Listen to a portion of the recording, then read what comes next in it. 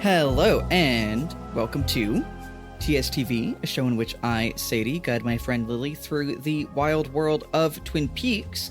Today we are watching Twin Peaks episode 23, also known as season 2, episode 16, also known as The Condemned Woman.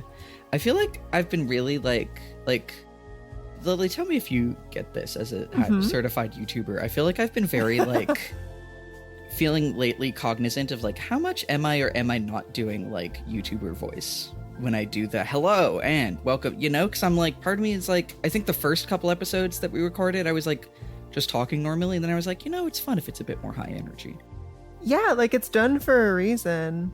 But then I don't want to be too I don't know. What do you sound like yourself still. You totally do. Shout out. I think the thing is to bring a certain energy and momentum without sounding what's up, you guys? What's up, you guys? We're talking about Twin Peaks. Number 23. Nice. How have you been, Lily? I'm good, dude. I'm loving this beautiful weather. Well, except the major forest fires. But those have mostly cleared up now. So I'm trying to spend a lot of time outside. I'm finally, it's been a really busy month or two for me of just dealing with weird tax stuff and doing podcast editing. So I'm finally back in my favorite place to be, which is a rabbit hole, I'm finally obsessively researching 2 or 3 things right now. And we talked about this off the air, but it's reminded me how much I just I love doing that. I actually, a hot take, I like making YouTube videos. Fuck yeah. I'm having a lot of fun. I've been researching, among other things, the phenomenon of so-called outsider artists. I'm sure you're familiar. Fucking Spider-Man, Willem Dafoe. I'm a bit of an outsider artist myself. Yeah. We release with enough of a delay that I think I can just say this. I'm writing an essay for a book, actually. Oh, fuck yeah. About this phenomenon. And it turns out, there's a lot here. It turns out the term outsider artist was coined by a right-wing radio DJ. And oh, wow. It's he wrote the definitive book on outsider art, and you read it and it's just fucking vile. It's a really mean-spirited book. He thinks it's the outsider art is stupid and cringe. He likes it, but in the way that you like a freak show, he's sure. very yeah. He likes feeling special for collecting all these obscure records, I think is the big thing. And that's what prompted him to start curating. But then you go and listen to the music that he's talking about, which he talks about it these people are primates who cannot form sentences. And then you go listen to the music and it's so much better than the writing.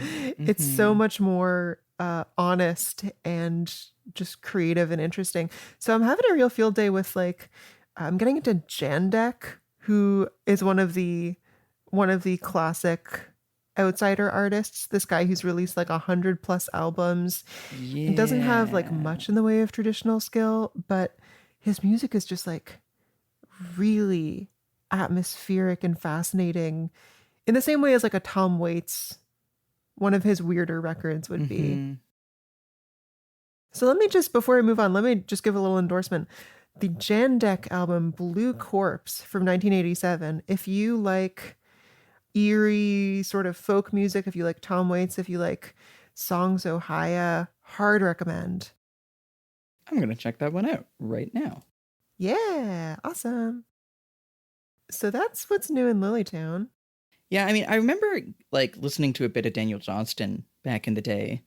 And that was always the thing where the way people would talk about Daniel Johnston was so demeaning to him just as an artist, Oh, dude, don't get me started. I think the worst case of that was a documentary came out about him in the 2000s, and he was still alive, and they just chose not to interview him. I remember I watched that documentary in high school, and even in high school, I was like, "What's going on?" Yeah, like so many of they'll talk to his friends who call him a Uh-huh. genius. They Uh-huh. like in many ways are very flattering, but then the only time he appears is doing like a silly little dance as the credits roll. It's really gross. Yeah, yeah. As for me, Yeah, please. I've also been a busy bee. I'm like been on vacation this past month, but it's been a very busy vacation. I've been cleaning up a short story to send out. So hey, maybe by the time it's out, my short story "Moving and Moving Out" will be published somewhere. If it is, we'll edit it in and say it. Yeah. Okay, she's got a title. Moving in, moving out. I like that. Exactly. Yeah, I hit a finished first draft on my manuscript, which is for the novel, which is good, but also worse because now I need to edit it, which is a lot harder than just writing a bit every day. Sure. Um, and podcast stuff. And I had like 3 different friend birthdays in the past week, and my girlfriend. Girlfriend. Oh, that was so nice. Yeah. Oh, and I don't know. I don't think I mentioned this the last time on the podcast, but we've discussed previously on the podcast that I wasn't able to eat gluten, but I can again now. Basically, I was like having a adverse reaction like when I was like 22, when my body was doing a bunch of other stuff, and I was like, I guess I just should stop eating gluten. And I just did that for a long time, but now my body's a lot more like less freaking out than it was when I was 22, and I was like, what if I can just do it again? And I can. So I'm free And you now. can. Oh, dude, that rules. I The know, the right? noodle possibilities. Like my mind has just been racing with Exactly. like, oh my God, I need to eat this with Sadie. Yes, yeah, I've been getting a lot of that. Congrats, dude. My other thing is this week I finally watched House, the like 1977 like psychedelic horror fantasy Japanese movie. Oh, I've heard so much about that. Tell me, how was it? It was fucking great. It's really, really good. I had always it had like likewise had always heard about it and had been on my list for forever.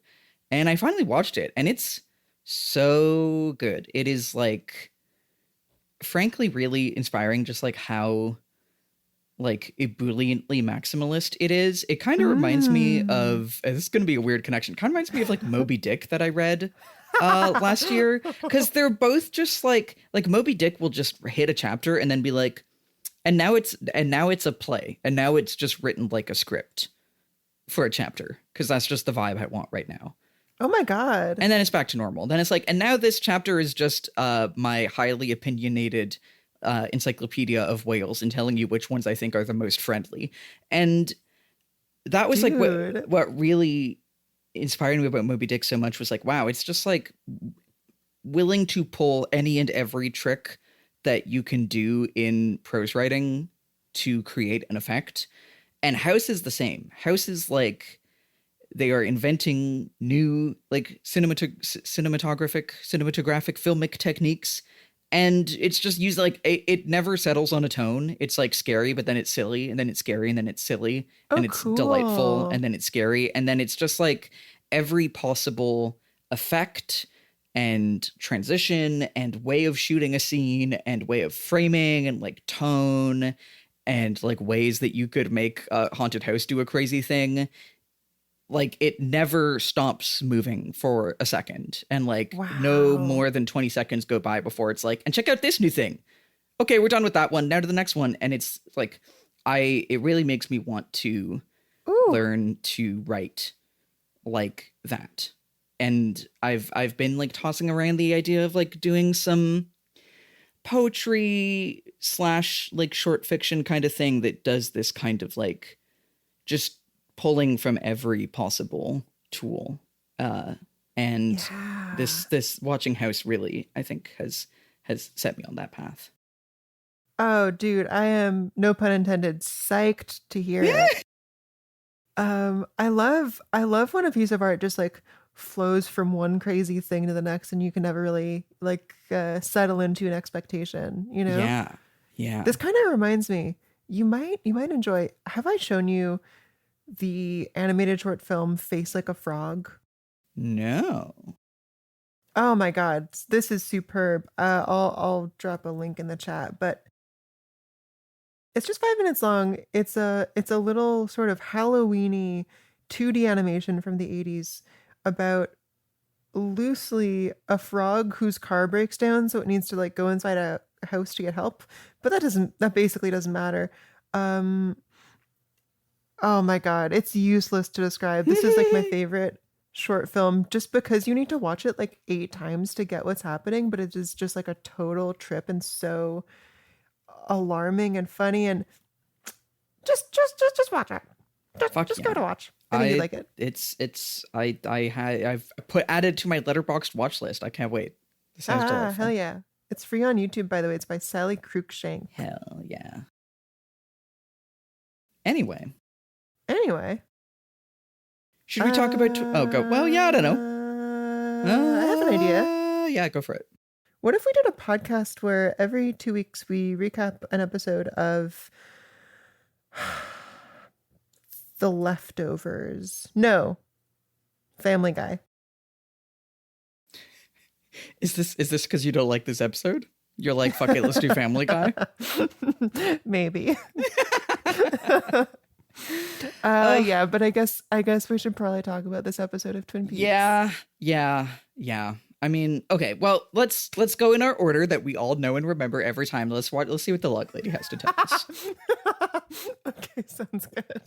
The log lady tells us doors, about a hotel and a nightstand. Yeah, basically. A hotel, a nightstand, a drawer pull on the drawer, a drawer pull on the drawer of a nightstand, man, hook, hand, in the door, room car, of door. a hotel. What could possibly be happening on or in this drawer pull? How many drawer pulls exist in this world? Thousands, maybe millions. Thousands? Come on. What is a drawer? That's not pull? Thousands. Yeah, in the whole world? That's This a good point. drawer pull. One per like Why 10,000 is it people? featured so prominently in a life or in a death of one woman My new who was dystopian caught YA in a book. web of power? Can a victim There are only of power 1,000 drawer end pulls. any We're way not even connected to a drawer pull? How can this be? Oh, wow, we've never zoomed in on her face like that. Mm. Okay, well, we've never disrespected the log lady so severely, which, okay, well, I don't know. Do we have things to say about the log lady? It really feels like they're like, I don't know, man, what could be going on with that drawer pull? It feels like... My goat is washed. I mean, you know, she's doing what she can with what we're giving her, you know? One nice thing I'll say is it feels like, it's not even a nice thing, it's just a descriptive thing. It feels like it is just like about the magnitude of suffering in the world, right? Because you get to thinking, you know, if there's sure. a soul trapped in every drawer pull, Uh-huh. then that's just like, that's utterly overwhelming. That's kind of interesting. The question of why is it featured so prominently in a life or death of a woman who that's like... Good question. It would be thought-provoking if there was anything thought-provoking about it, you know? Yeah.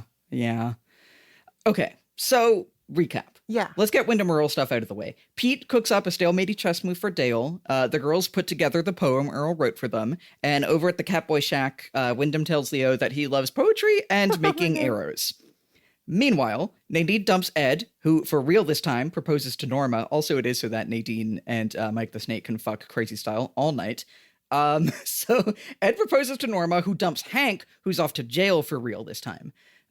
James and Ben Horn basically just hit play again on their previous plotlines that had been paused for the last, 8 episodes, which means James rides off into the sunset and Ben gets his gang together to fight Catherine by saving the humble pine weasel. Also, a hot guy shows up with Audrey's name on him. The bulk of this episode is, for better or really just for worse, the resolution of Josie's plotline. So, Catherine, Andrew Packard, and Pete put together an insane scheme whose point is, I guess, to get Josie to kill Thomas Eckerd, but mostly just seems to be to put Josie in torture hell as much as humanly possible. While that's happening, Albert's forensic evidence mounts that Josie shot Jonathan and Dale. The Martells send Josie to be sexually assaulted by Eckerd, but with a cunty pistol, and when he sexually assaults her, she shoots him. Dale and Harry storm in to arrest her, and then Josie spontaneously dies. Visions of Bob and the dancing man from Dale's dream appear, and then Josie's soul is absorbed into a doorknob drawer pull. Sure, man, whatever. This is the most I've editorialized in one of these recaps. Minor trivia about this episode. It's directed by Leslie Linka Glatter, who directed 4 episodes of Twin Peaks. And this is one of those ones that we may have said this on the podcast before. If so, I completely forgot it. But remember at the end of season 1 when Audrey was having her dress like sewn by a hunchbacked like fairy tale seamstress? Of course I remember. Yeah, that was Leslie Linka Glatter, apparently. This director just stepped in to do that. So that's something that's fun. Who knew? Anyway, I think this is the worst episode of Twin Peaks. Band-Aid off. Yeah, man. I hear you. Is that completely down to the Josie plotline / final scene, or is there what's your theory of this episode? Why doesn't it work? I mean, I think the Josie plotline has been the worst part of the show. And I think the way it is resolved is really, really, really bad.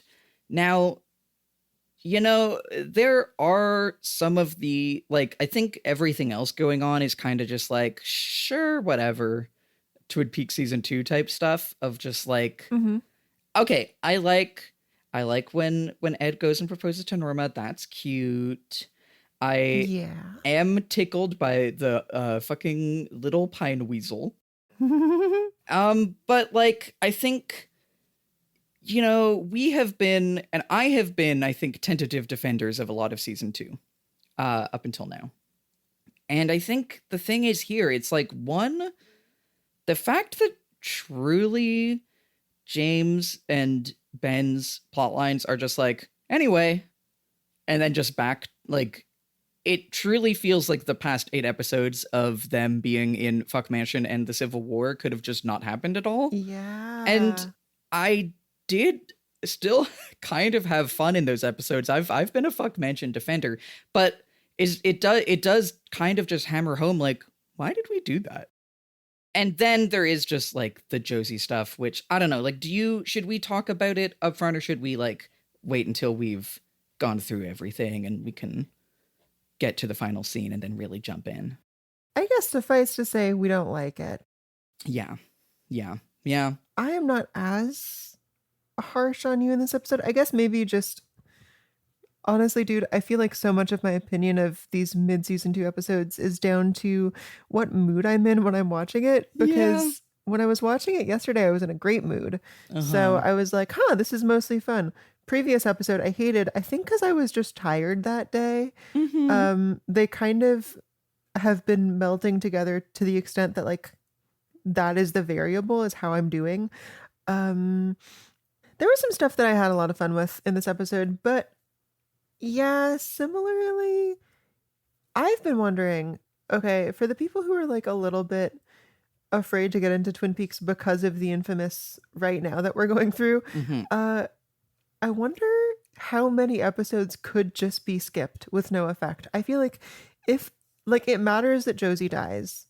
Yeah. But beyond that, if we had cut the past 6 episodes, at least 6 episodes, how much would be, is that advisable? You know, I wonder what would be missed out on. Yeah. In particular, I'm thinking about the stuff that is just like transcendent and really singular about the show. And we get a little flash of it in this episode at the very end with like the spotlight and Bob reappearing. That just makes me realize, hey, we haven't had any of that. And that's kind of what excites me about this show. So I'm sure we'll have more, but it's something, because I've definitely talked to friends who are like, can I just skip stuff? And my advice has been, don't. My advice has been, go in, know that you're settling in for a very different type of show. Because I think 2 reasons. I think 1, there is a surprising amount of things that will become relevant in season 3 that are seeds planted now. Okay, that's good to hear. More than you would expect. Some of that I think we're about to like gear up and get into, but even like, it was only a couple episodes ago that someone said the idea of the Black Lodge and White Lodge for the first time. You would have never heard about that if you skipped these episodes. Stuff like Garland Briggs disappearing and then coming back. we know his head's going to be in space at some point. If you just go straight to season 3, you're like, what the fuck? You know, there is some... Sure. I think the thing is, I would never tell someone to skip Little Nicky is the Devil plotline. I think that shit is so funny, you know? You're right. And I think really it is just there's too much of it, and too much of some of these plotlines just keep repeating. And this Josie plotline, I think part of why I think this is the worst episode of Twin Peaks is because I think this is just the worst thing that happens in Twin Peaks. Like, I think it is the aesthetically, artistically, politically also, I think it is just the least interesting thing that the show does. And I think apart from that, a lot of this season 2 stuff, it is like a weird soup, but I think there are enough nuggets in it that it's worth doing. And also, we talked about, like, the very last episode of season 2 is directed by David Lynch again. And we'll get there when we get there, but I think the effect of getting there after having, like, experienced the bulk of season 2 is a very different effect from just skipping straight to it. Okay. Well, that's good to know. Yeah, which sounds a little bit like it's good to grind in your video game because then you feel so epic when you level up or whatever. But I don't know. I think that like skipping this stuff, you would at the very least need to watch a like recap thing. But I also do think that a lot of season 3 of Twin Peaks is in conversation with this part of season 2, not just in these lore things, but thematically. I think a lot of decisions made in season 3 of Twin Peaks were made to comment on this stretch of season 2. And I think, right? And so I think if you haven't watched this stretch of season 2, a lot of that stuff will resonate less. And like, you know, I would never tell anyone to skip T.S. David Duchovny. You know what I mean? Oh my God, I forgot about her. Okay, like, here's the thing, right? We have been watching this stretch pretty slowly. We've been doing like a couple episodes a month, maybe. Yeah. But to be fair, when you stack it all up, there is a lot I'm delighted by. There's not even that much I outright dislike. It's not that I would recommend skipping this segment. I was just wondering if you could. But it's good to hear that all of this will at least be meaningfully reflected on or atoned for, maybe. Yeah, I think so. But so anyway, shall we jump into the actual scenes? Sure thing. So the very first shot opens with a bingo. If you will remember, last episode we set up our Twin Peaks bingo because we resolved the whole like 2 truths and a lie thing. On here we have a square that is just owls. Woo! And baby, this scene opens with an owl. It sure does. For a group of people who have been told owls are evil and suspicious, they sure keep owl decorations everywhere. And I think it's just lip service to the concept of owls, so I'm going to move on. Yeah. This is Cooper and Truman listening to the like tape recorded message that last episode ended on. It's from Windom. It says like, listen closely, Dale, you're a move. Put it in the paper by tonight, otherwise I'll make it for you. Which is just setting up that trust will continue. Yeah. I would say for me, the only memorable thing here is our beautiful 5 seconds of Lucy on the phone when Harry like buzzes her to be like, Lucy, call the newspaper. And it's like, she's Lucy, so she lights up the scene, but they've lost the magic of make Lucy say a million words and like be really explicit and like explain the thing that someone has just explained to you. I do love that she's like, yeah, she's going to call Pete and paper. She says, I'll do them alphabetically. That's good. That's a good Lucyism. Yeah, that's true. Anyway, that's just a setup one. Any notes? I mean, basically just that. I think the owls thing is like, I think symptomatic of one of the other malaises of this stretch of season 2 is how they are, and we sure will get to this in the last scene, like, they're good at coming up with new goofinesses. They're not very good at coming up with new actual, like, meaty, meaningful things, and so keep just kind of gesturing back to, like, stuff that was a hit in season 1, and so just being like, or I guess that even was the season 2 pilot, but you know what I mean? Like, hey guys, Remember owls?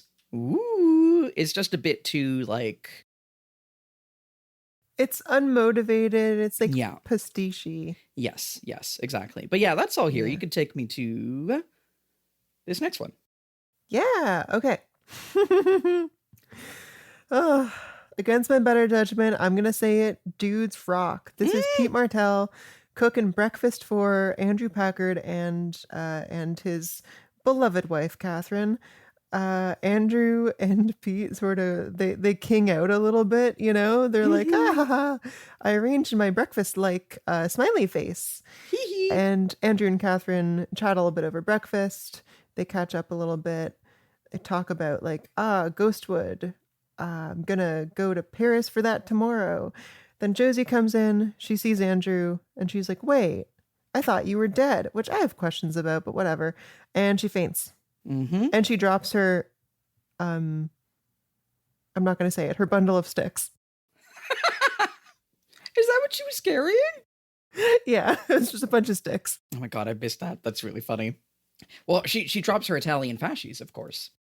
Her fascies. That's what I was going to say. This is an anti-fascist show. Wow, it's so true. I mean, yeah, like the dudes rock throwing out was one of my big notes, which is like Pete is acting like Jerry Horn. Yeah. And including doing a like food gimmick.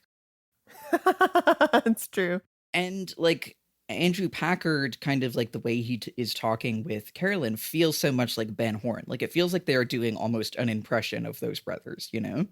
I completely agree. And I think both of those duos are kind of a microcosm of the show.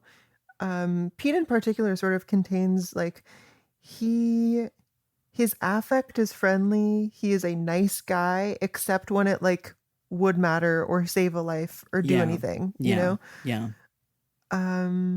But because of the silly breakfast antics, you can't help but forgive the guy. And I don't want to, is the problem. But it raises an interesting tension in me, but I'm not sure. So I think like that's the thing I was saying. Like my note is like there's a version of this that I like. Like even Pete is not immune to the evils, and like all of the men in this town that we think are quaint and charming are complicit, right? Yeah. Like there's a version of that I think I can really run with. I think because like, yeah, Josie comes in and like faints, and then like Catherine and Andrew are basically just like, ah ha ha ha. She has her charms though, but not for long. Ah ha ha ha ha. And I think I have a like thesis to put forwards about Please. This is that the way this Josie plotline gets resolved is like a hollow shadow reflection of Lonely Souls. I mean, obviously, I think completely. there are a lot of things about it, but including like what was so effective about so much of Lonely Souls was that how much it ratcheted up the tensions between, say, like the horns, or even like Doc Hayward, right? Like that was, I think, the episode where we talked about like Doc Hayward, who's just been this very kindly figure injecting Sarah Palmer with sedatives, right? And it feels like they're trying to do the same thing again, but it just doesn't quite work. And I think when we're at the end, we'll talk about like why we think, or like how we feel about it, what works, what doesn't. Because I do want Pete to be implicated, but I think, at least right here, I don't know, it feels so much more mean-spirited towards Josie as part of it. I've said this a bunch over the past handful of episodes, but I think that's my like thing off the top, is like that it is in a lot of ways trying to do It Is Happening Again of the Lonely Souls It Is Happening Again. Yeah. But in a lot of ways comes out kind of empty. Wow, like a doppelganger. But yeah. Yeah, I'm with you on this, dude. I don't mind the scene as much as I do the later couple, or really the last one with definitely. Josie involved.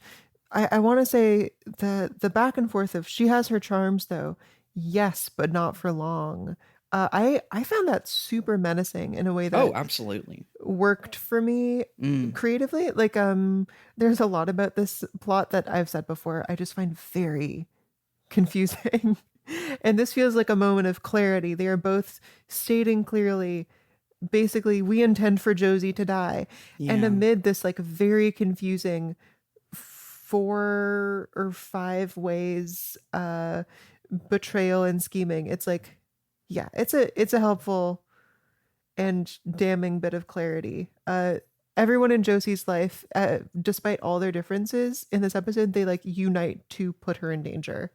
And that's like the one thing they can agree on, you know? Yeah. And I think that's like one of the big points of tension for me, because like I keep asking myself, like, okay, when everyone in the show was failing Maddie and it was so menacing, it felt very creatively fulfilling. It felt like it really worked. And when it happens here, it feels like it doesn't, to me. And I don't know how much Sure. of that is, frankly, just like racism, like how it just hits differently for them to be doing Yeah. this to Josie, with all of the, like, I think maybe just how much it's ratcheted up. Like, she's been their maid for 4 episodes. And I think, She's so sexualized. she's so like, in a really sexualized. leering, terrible way. I think there's like a number of things. Like, I don't know why she is or isn't doing anything. I don't really understand their schemes. There are a number of things that just make it not work, because, yeah, just like in theory, when the show previously has done, like, look at how all the people that you sympathize with or and like think are quaint have collaborated to doom this poor woman, I was like, holy shit, clap. Like, it's like the oh, you're sweet, and then they do it now for Josie, and I'm like, human resources, you know? Like, it's, but That's it, man. yeah, I don't, but I have a theory of this for what it's worth. yeah, go for it. Maddie was like working on shit. Maddie was a young and promising woman full of life. She was investigating the murder. She was like doing plot. Josie has basically resigned herself, and it feels like plot-wise, she died several episodes ago. Yes. Like she has just been adrift for so long that like when we lose her, what tangibly are we losing? What does her loss mean to this town? Seemingly nothing. Yeah. And I think there's even, again, like, I'm thinking about, like, why specifically it feels so much more racist. I mean, obviously, like, it is doing this to this character, but I keep feeling like the show is also really being racist to her, not just these characters. But yeah, oh, completely. Yeah. That final fucking shot, Jesus. Oh God, yeah. And it's like, I think that's a big part of it, is like, oh, I had it on like the tip of my tongue. Take your time. Maddie is allowed to be a person, and so her, like, and her personhood when lost feels like a loss of a person, whereas Josie has been denied all that by the show itself. Yeah. I guess I'm just re-saying what you're saying. But yeah. We'll keep coming in and out of this every time we come back to this. So for now, let's just keep going. But sure. We get a little check-in on Hank scene, which is basically Hawk brings Hank to Harry to just say, you're going to jail for real. And Hank is like, well, what if I give you some clues about who killed Andrew Packard, and implies that it was Josie with like, oh, because you fell in love with her, boo-hoo-hoo, whatever. And then because you slept with her. Yeah. And Hawk, like, he's he's on crutches because Nadine really pegged him. Or whatever the fuck she said last episode. And Hawk kind of kicks his feet out, lets him slam down, which is a little like, okay, sure, police violence, I guess. But also, you know, Hank deserved it. Well, he deserved it, but it is definitely like, haha, justified violence against a disabled man. Yeah, it is like bad. Kicking crutches is really... No, I agree. It is, yeah. I mean, I agree that it's nice to see anything bad happen to Hank, but ugh. Yeah, it did leave a foul taste in my mouth as well. I know what you said, but I did hear a foul taste in my milf. Yeah, I was watching this show with my milf and she had a foul taste afterwards.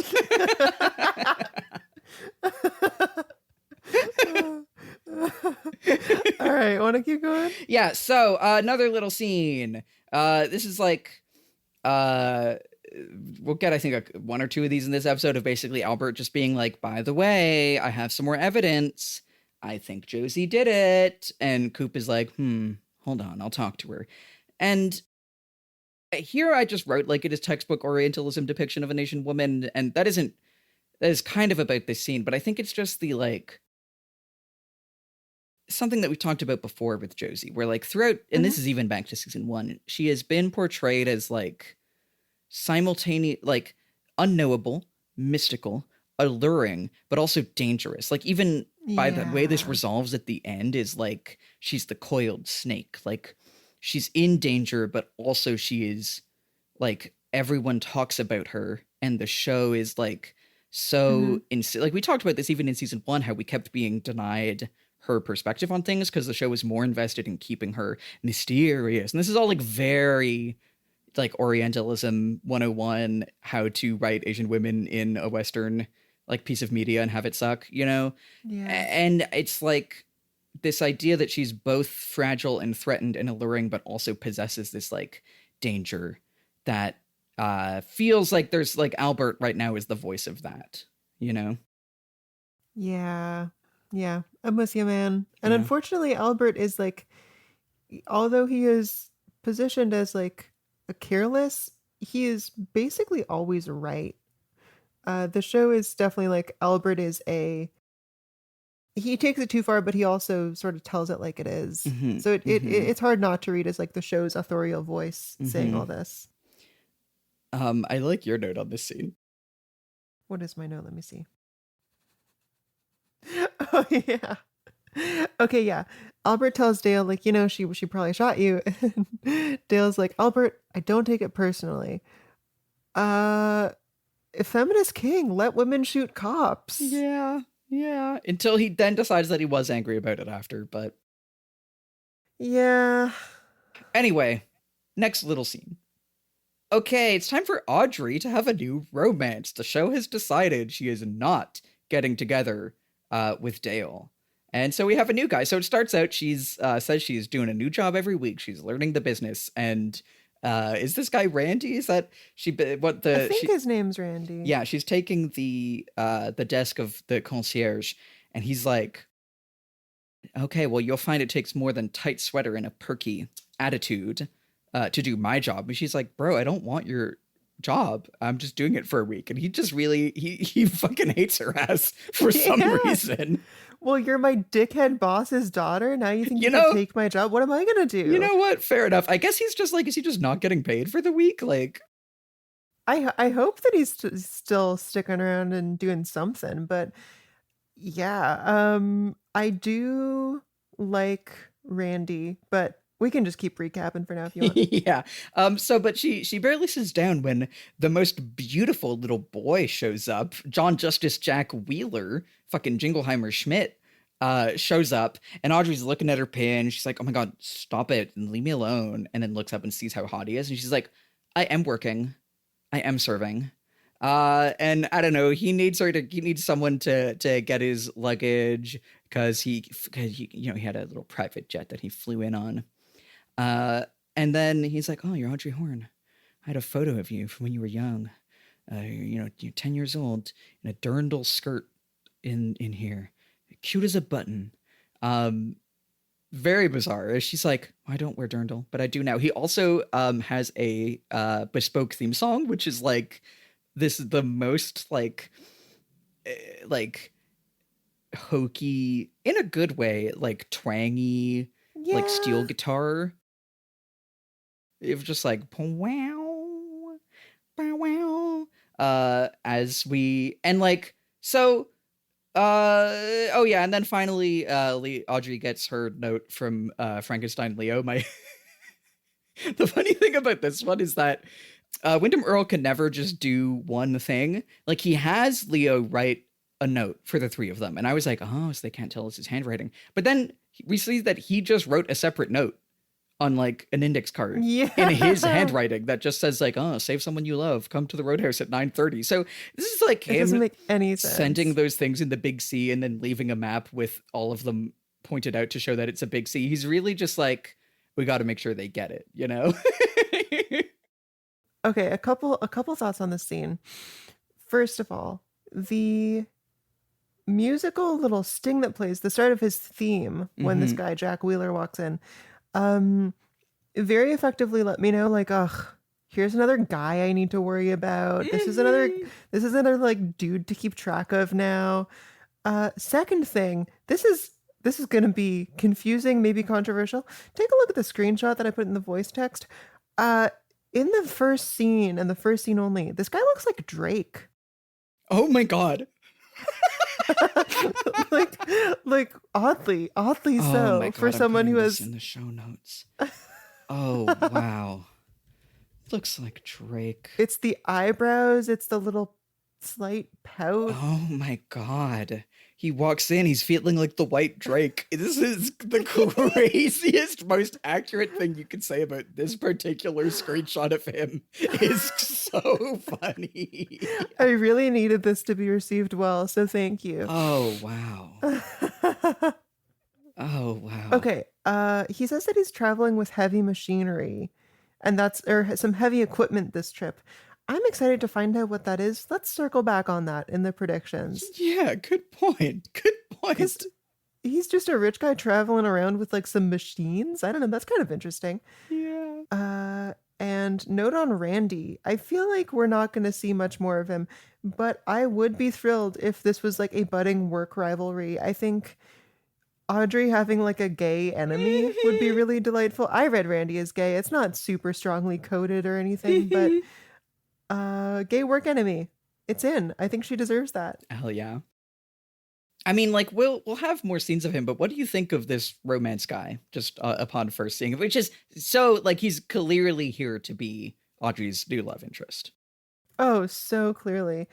Well, I think I see in him parallels of two characters. Mm-hmm. He has this like old world charm. He's like an American, like Great Depression industrialist or something. He feels like he's stepping out of a different time. Yes. Yeah. And he's definitely styled that way and he speaks that way very deliberately in a way that reminds me of Harold Smith.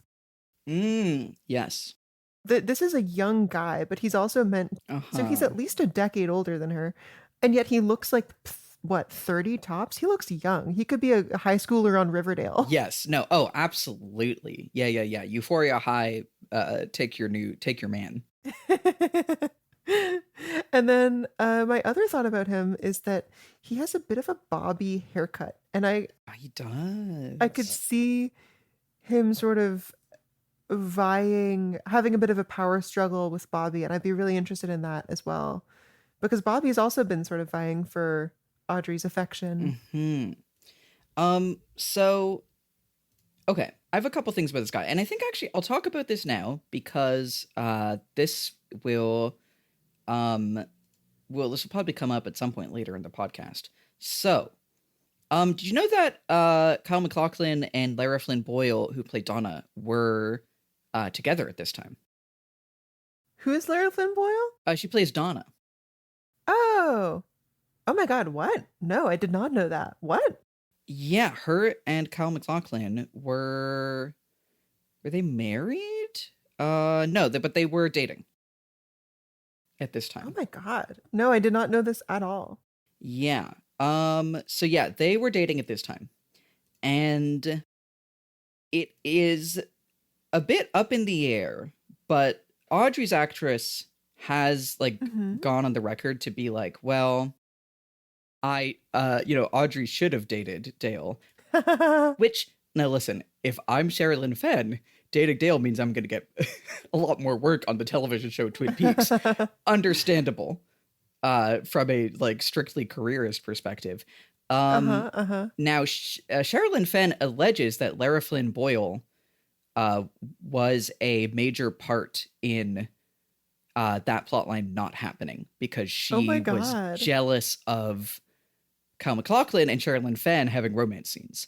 That is unconfirmed. That is just something that Sherilyn Fenn has said, and could just, I mean, as we've discussed when we went on to Sherilyn Fenn's Instagram quest a couple episodes ago, she's a very unique lady. So that her judgment is not unquestionable. Yeah, this may or may not be the case. And I guess I'll tell you this now because in Fire Walk with Me, Donna is played by a different actress. I heard about this. Yeah. Because Larry and Boyle didn't want to return to work on the show. So this is now I believe she was also at the time they were filming Fire Walk with Me, she was filming something else. Was it the X-Files or something? She was filming something else. I forget what. Sure. But it's one of those things that's always been a like rumor about the show. This point of contention. Oh, this is really fun to hear about, this like little love triangle backstage. Or not even a love triangle, work triangle. Yeah. It's a like triangle of some kind. It's also like it's one of those things that it's easy to, Sherilyn Fenn says that interview and everyone's like, oh my God, that's why. But like it could also just be not that. It could just be other stuff, and Sherilyn Fenn is just saying that. So yeah, completely. It could also, I mean, I can see other reasons that Dale and Audrey wouldn't get together. Like that would be, it would be grosser, creepy, and it's more interesting to have it be a forbidden romance. Yeah. I am glad that they are not pushing her romance with Dale anymore, because I don't like it. Me too. And this guy sure is just like, we printed a guy out of the factory to be a hot guy for her to have a romance with. He definitely does look younger in a way that also feels intentional. Because I think like Kyle MacLachlan and maybe even David Lynch like have said no, it's just because we didn't want Dale to date a high schooler, So it definitely feels like there's some of that. And I gotta say, he's played by Billy Zane, and Billy Zane is doing a good job at being a hot guy, I think. Yeah, he has a face. I think he is selling like all of his little, oh yeah, all right, I'll see you around. Like he is selling it. He's a cute little butch boy to me, Sure. But anyway, so that's that scene. We spent a lot of time on that, but basically just he's here and he's hot. He's here, he's hot, expected to come up again. Oh, please tell me about the next scene, Lily.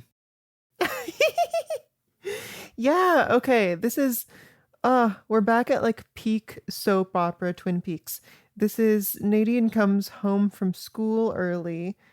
I guess she's still going to high school, and tells Ed that she and Mike had the most magical night together. And that it's time to call a spade, and the two of them, Ed and Nadine, should break up. Mm-hmm. And I think it's actually, like, obviously this is important for plot reasons, but just their relationship, this makes me realize, is actually very unique. It's way more complex than just like an unhappy marriage with like lingering feelings for other people. Like Norma really does love. Yeah, thank you. Nadine really does love Ed and like clearly appreciates everything that he is to her, like understands clearly that he has not been happy and yet has been like for the most part a good man. She wants the best for him. As a woman given unbelievable physical strength, you could see it going in a direction of like, oh no, she's mad, she's gonna beat him up and we're gonna play that for laughs because it's the early 90s. And I'm really glad it didn't go that way. This is such a sweet scene. Yeah. I just wrote Nadine has uninvented polyamory. Well, they had a good run, didn't they? Yeah. I mean, this is in your notes, but I would have said it too. But I do just love when she's like, yeah, we had the most magical night together. And entirely unprompted, Ed is just like, all night? She's like, yeah. Oh my God. Yeah, like the most magical night does not imply all night. But it was true. Yeah. I love it because it's previously come up that she just has like crazy stamina in bed and he keeps like waking up feeling like he's been hit by a truck or something. Yes. I also love how like the last time we saw Mike the Snake's POV on this, it was him being like, Donna, you need to help me, please. And we're just not seeing it now, which means that either he is like, she's like, we had the most magical night and it was just him having a like Scooby-Doo running around trying to like, if like, I don't know. Oh my God. Or he has like come around and he's like, wait, like there's like him and Bobby where like it's season of him and Bobby and he's like, Bobby, I think I'm a MILF hunter now. Oh my God. You know, like either way, whatever's going on off screen in Mike the Snake's life is crazy. It must be. And oh God, I'm dying to see it. Yeah. It's funny how little he is in the show. Like I've said it before, but he is set up as a character on equal footing with Bobby. Yeah. And then we just see him every like 6 months or something. Yeah, exactly. Yeah. Yeah. But so, okay, shall we go to the next one? Yeah, let's hear the next one. Okay, so this is when Dale goes to talk to Josie. Which is basically just, he's like, hey, we are pretty sure you were there at the scene of the crime. Do you have anything to say about it? She's basically just like, no. I will say it opens with a fun shot of like Catherine eavesdropping through their little like Venetian or French blinds. Yeah. And like seeing them through the blinds with her in the foreground. That's a fun shot. So, okay, that happens. Coop is like, okay, well, come to the sheriff's station at 9. Whatever, I'm gonna go. And then Catherine walks in and is like, oh my God, I just saw Dale leaving. By the way, you know, you should go see, you know, Thomas Eckert does insist on seeing you alone tonight. Oh my God, and he doesn't know that Andrew's still alive. He'll think you betrayed him. Or you could always say that you don't know, but maybe he won't even believe you. Anyway, here's a gun. It's gross. It's no good. What's going on here? I mean, oh God, there's so much. So I think one, and this is the thing that one of the things I keep saying is like, what does Josie want? Why is she doing or not doing these things? There's basically no answer that makes sense to me. Like, we've talked about how she is like feels trapped in this and she's like da-da-da, but like Dale is there. And I know that she's like, she doesn't trust Dale. I guess she tried to shoot him, but like, Oh, I guess. but you know, it just doesn't feel like there is a real answer as to why she is so committed to just totally resigning herself to her fate. Yeah, like why did she go to the hotel room instead of to the police station? Like I can't think of I mean, the show gives us a reason, which is she says, I can't go to jail or I don't want to go to jail. But Josie, Yeah, like yeah. It only works if she's not actually thinking any of this through. Yeah, and then I think like the other thing, which is one of the big things about that I think like separates, is like a case study in a lot of these similar like doomed woman stuff feeling palatable with Laura or Maddie and not at all with Josie, is like when we get this other scene with Catherine, I think a big part of it is the genre tone stuff. I think I might have said this on a previous episode, but like we say like with Maddie and with Laura, we see characters being cavalier about the things Laura is going through, but it's not like the show knows when to treat that seriously and when it's time for soap opera camp. And all of these scenes with Catherine doing this, saying like, oh, he does insist on seeing you alone tonight, very implied, like, oh, he wants you as a sex slave again. He's going to sexually assault you and he might kill you. I'm sending you to be sexually assaulted and killed.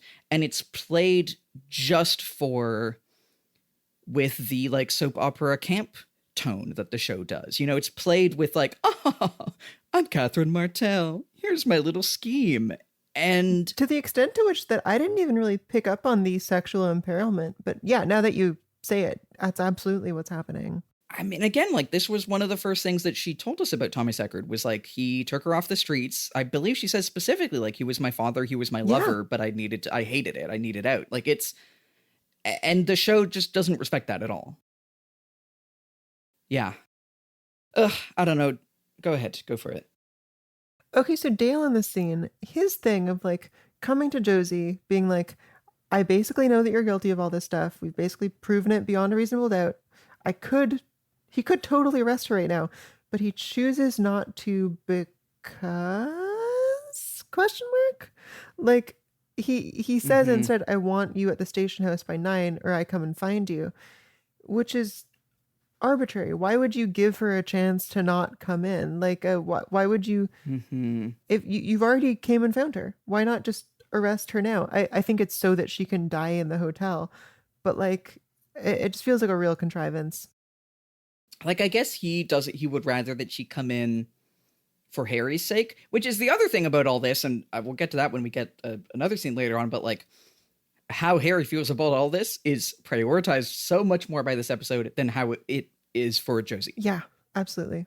And it's also like, Dale, where's your detective sense? He's the guy who walked, like, I think initially, I remember, like, back in one of the first couple episodes, he's like, so how long have you been dating Josie? But to Harry, off of seeing them interact for like 2 seconds. True. Meanwhile, all of these scenes, yes, and like, Josie is clearly the most terrified, like her act, you know what I mean? She's really just being like that, being like, no, I can't say anything. Okay. And he just doesn't pick up on it at all. Yeah, man. Like, what's going on? What is it? It's doo-doo. It doesn't make any sense. It doesn't make sense. Yeah. I think like when the last scene will really dig into it all, but for now, I guess want to tell me what fucking Ben Horn is up to. Yeah, I actually really do. This is promising, I'll say. Okay. Yeah. Our boy Ben shows up in a Fila jacket holding an enormous celery stick. My goat is so back. Yeah. Okay. This is, I guess Ben's like company that manages all of his business stuff has a board, and the board is him, Jerry, Donna, Bobby, and now Wait, Donna? No, not Donna, Audrey. Fuck. That's like an episode 2 mistake. Audrey and this new guy, John Justice, quote unquote Jack Wheeler. Yeah. You know what? I'm having fun. Yeah. So Ben basically lays it out to all these people. He's like, my business interests are not in a great place right now. We lost Ghostwood and so on. But here's what we're going to do. We're going to start a conservationist project to protect the rare pine weasel that only lives on these like few acres of land.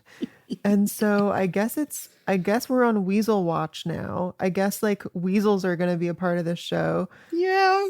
You know, at least it's not like another random white boy, I guess. I had a revelation about Ben, which is, he says like, what is the greatest gift that one human being can give to another? The future. And I just thought like, this is a guy who would be huge into crypto, who would be like big on the Web3 wave. This guy would love Elon Musk. This guy has a verified Twitter account. Absolutely. Oh my God. Yes. Yes. Ben Horn's Twitter blue is going crazy. I've accepted that these guys are just going to be doing silly schemes and will never atone for the horrors they've committed. I hope at some point they have to face some sort of tribunal and maybe atone for their sins. But for now, let them do their silly stuff. Makes you wonder, hey, what the fuck is up with One Eye Jacks? Did they shut it down or something? Because like, oh my God, that's true. Like he still owns that highly lucrative casino and brothel. Yeah. I guess Jean Renault didn't take it over from him. I guess he just has it again now. Open question, I guess. Yeah, that is a very good. Forgot all about that. That's really funny. I feel like we're having a lot of those. Like, I forgot about that. Like, yet last week I thought the mill was still intact. Yeah, I mean, yeah. So I feel similarly. I do love like, I give you the little pine weasel as he reveals his like standee like presentation thing with just a picture of the weasel and its Latin name, as if this is anything. And I am just like, yeah, like he's really just back, which again does make me go, why did they do all that? We should have been doing this the whole time. We didn't need the Civil War. We could have just been fucking learning about his weasel scheme, and I would have had a great time. I love like he says it's like, oh, it's so rare, and Jerry's like, oh, they taste incredible roasted. Yeah. I he's I back also on he's love. back on snacks. So I'm glad Oh, about for that at sure. least. Yeah, the celery stick as prop is really good. I do love when he introduces Bobby to fucking John Jacob Jingleheimer Schmidt. He's like, here's my executive assistant, Bob Briggs. Bob Briggs. Making him all grown up. Yeah. Yeah, I like that a lot. Bob is such an older guy name. I'm gonna say that the snack stuff in the scene stops just short of meeting our criteria for the bingo square. I think that's The true. bingo square is snack time, substantial screen time. It's not, it's Yeah, more of a yeah, background thing. I wish we had like yeah, 10 seconds of just carrot munching or, yeah. celery munching. I Ben as a Bugs Bunny character. Oh my God, absolutely. I think there's something there. Ben's next scheme won't require him to cross-dress. Oh, can you imagine? That would set us back decades. Mm-hmm. But yeah, so that's this scene. That's the scene. Wanna take us to the diner? Well, I would, and I will. Great. I thought it was Tales from the Log Time, but it's not. Okay. Yeah, this next scene, we're at the diner. It starts out just so Windom Earle is at the counter. He's in his like full trucker attire, which I think works really well on him actually. He's very unassuming. We get what I assume is something being set up, which is Norma's on the phone with her sister Annie, who's leaving a convent to come to Twin Peaks. Yeah. Yeah, sure. I could take an ex-nun on this show. Yeah. I do love, like, she's like, oh, my sister, she's always been from another time and place. I'm like, another time and place has been called. True. I like Shelley. Shelley is like charmingly normy in this scene. She goes like, the convent sounds like prison to me. No TV, no boyfriends. At which point I realized, hey, we haven't really seen much of Shelley that's not like her being forced into situations. Is Shelley just like actually a normie? Maybe she is. Yeah, she loves boyfriends and TV. Good for her. It's the 90s, baby. Exactly. Oh yeah, so Windom like left an envelope on the counter that said Shelley on it, Shelley Johnson, I think. They open it up and it has like the torn up third of the piece of paper and this note that says something like, do you remember? Save the angels, come meet at the Roadhouse at 9:30. Yeah, basically. Norma is like, I don't know what it is, but it sounds dangerous. And this is how the times have changed. Because if I received an envelope that had like a torn up poem and a like come to the Roadhouse at 9:30, I would assume that it was like a bit of a half-assed marketing stunt for like a party, you know? This is some sort of dance night that I'm not really gonna be into, but like at least they're being creative, I guess. Yeah, Save the Angels. Best dance in town. Oh yeah, and then Ed comes in, right? Yeah. Yeah, Ed comes in. He's like, he's a man with a plan. He's super driven. He's making this really strong eye contact with Norma. He comes behind the bar, sort of swoops her, dips her, and says some very romantic stuff that I don't remember. Norma, I've been in love with you from the day I laid eyes on you or whatever. Yeah. I don't mean to be dismissive. It is actually very sweet. Yeah. He's like, it's our time to be happy now. It's cute. It's our turn. Yeah, no, it is sweet. And between that and the pose, it reminds me, I haven't actually seen this movie, but of at least the poster for Gone with the Wind. It feels very like, oh, this is like a great American romance. This is a classic. This just to establish like this is something that's really meant to be, Yeah. I think it's lovely. Yeah, I agree. I think this is great. It really works for me. I just wrote, okay, work. And I love Shelley's kind of like, oh, I'll give them some space, but keep like ducks back, like, oop, to take a look. It's cute. Again, Ed and Norma selling me on straight romance to this day. Yeah, well, don't get your hopes up. About straight romance? About straight romance. Yeah, fair enough. All right. Well, shall we take a little break and come back with Tales from the Log? Yeah, we'll take a quick break and then we'll be right back for Tales from the Log. Tales from the Log. Ooh. Okay.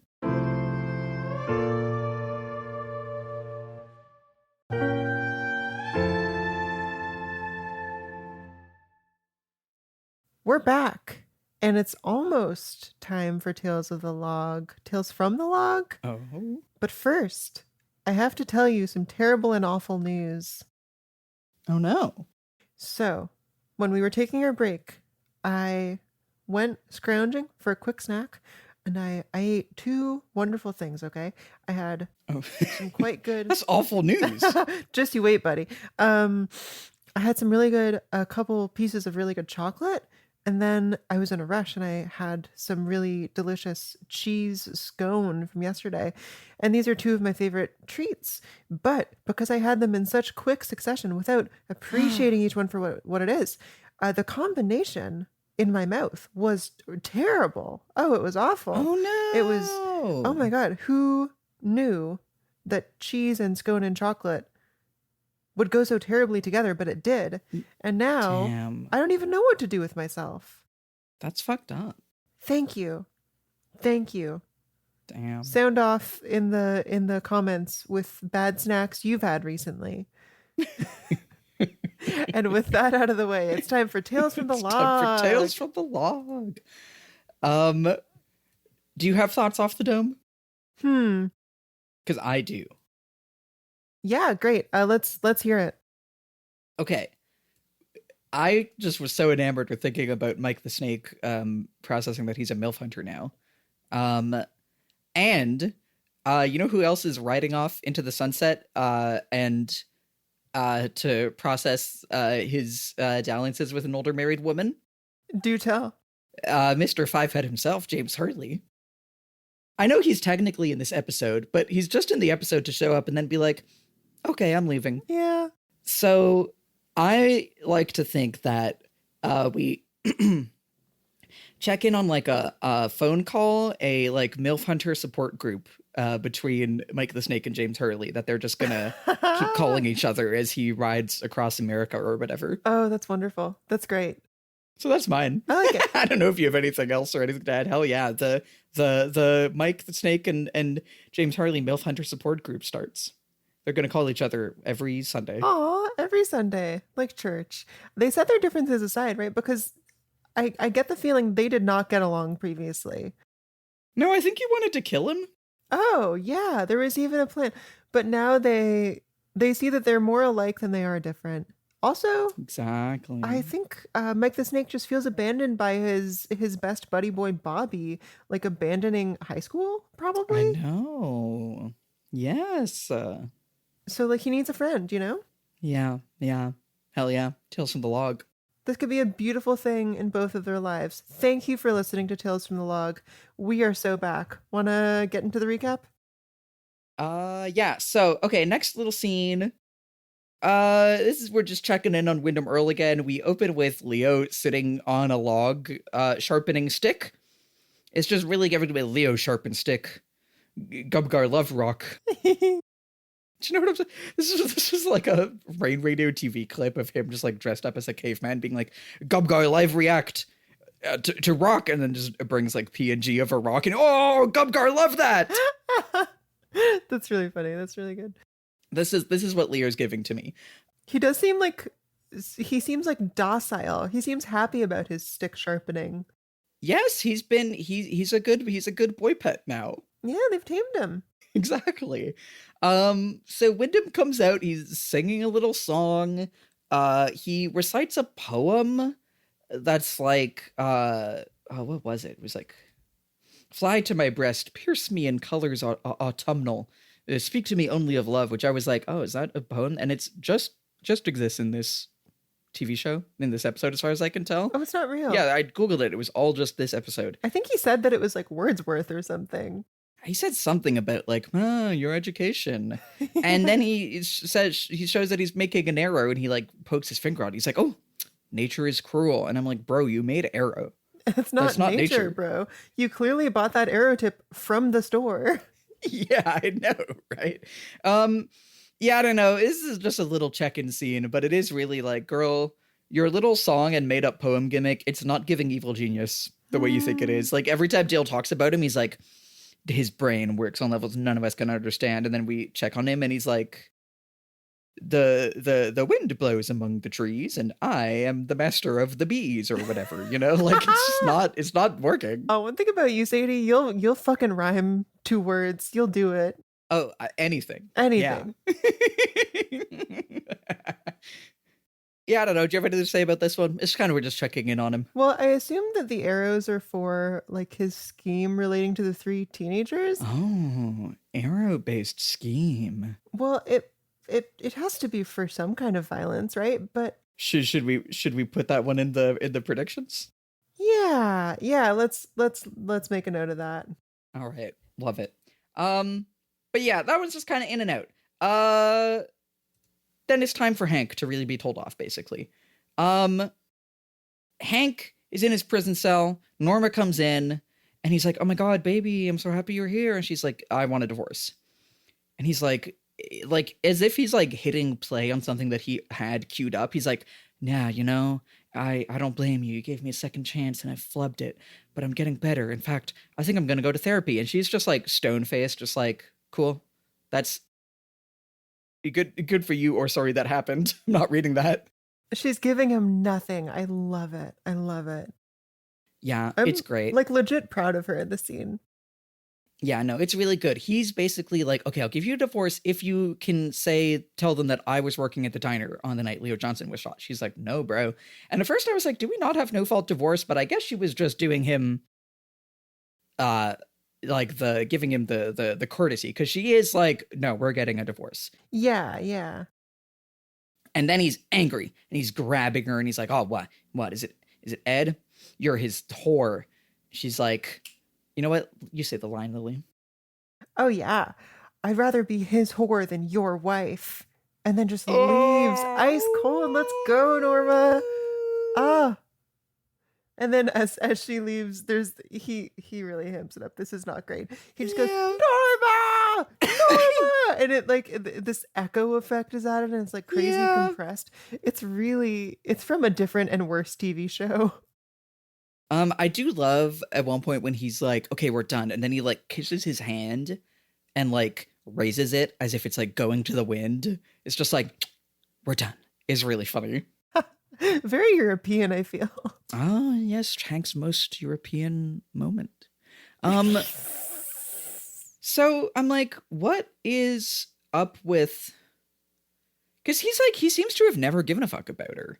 Like, it's unlike, I think like Bobby is a little fucker, but you really do get that he feels that way about Shelley. I've never felt that he really gives a shit about Norma. I think this is a pure relationship of convenience.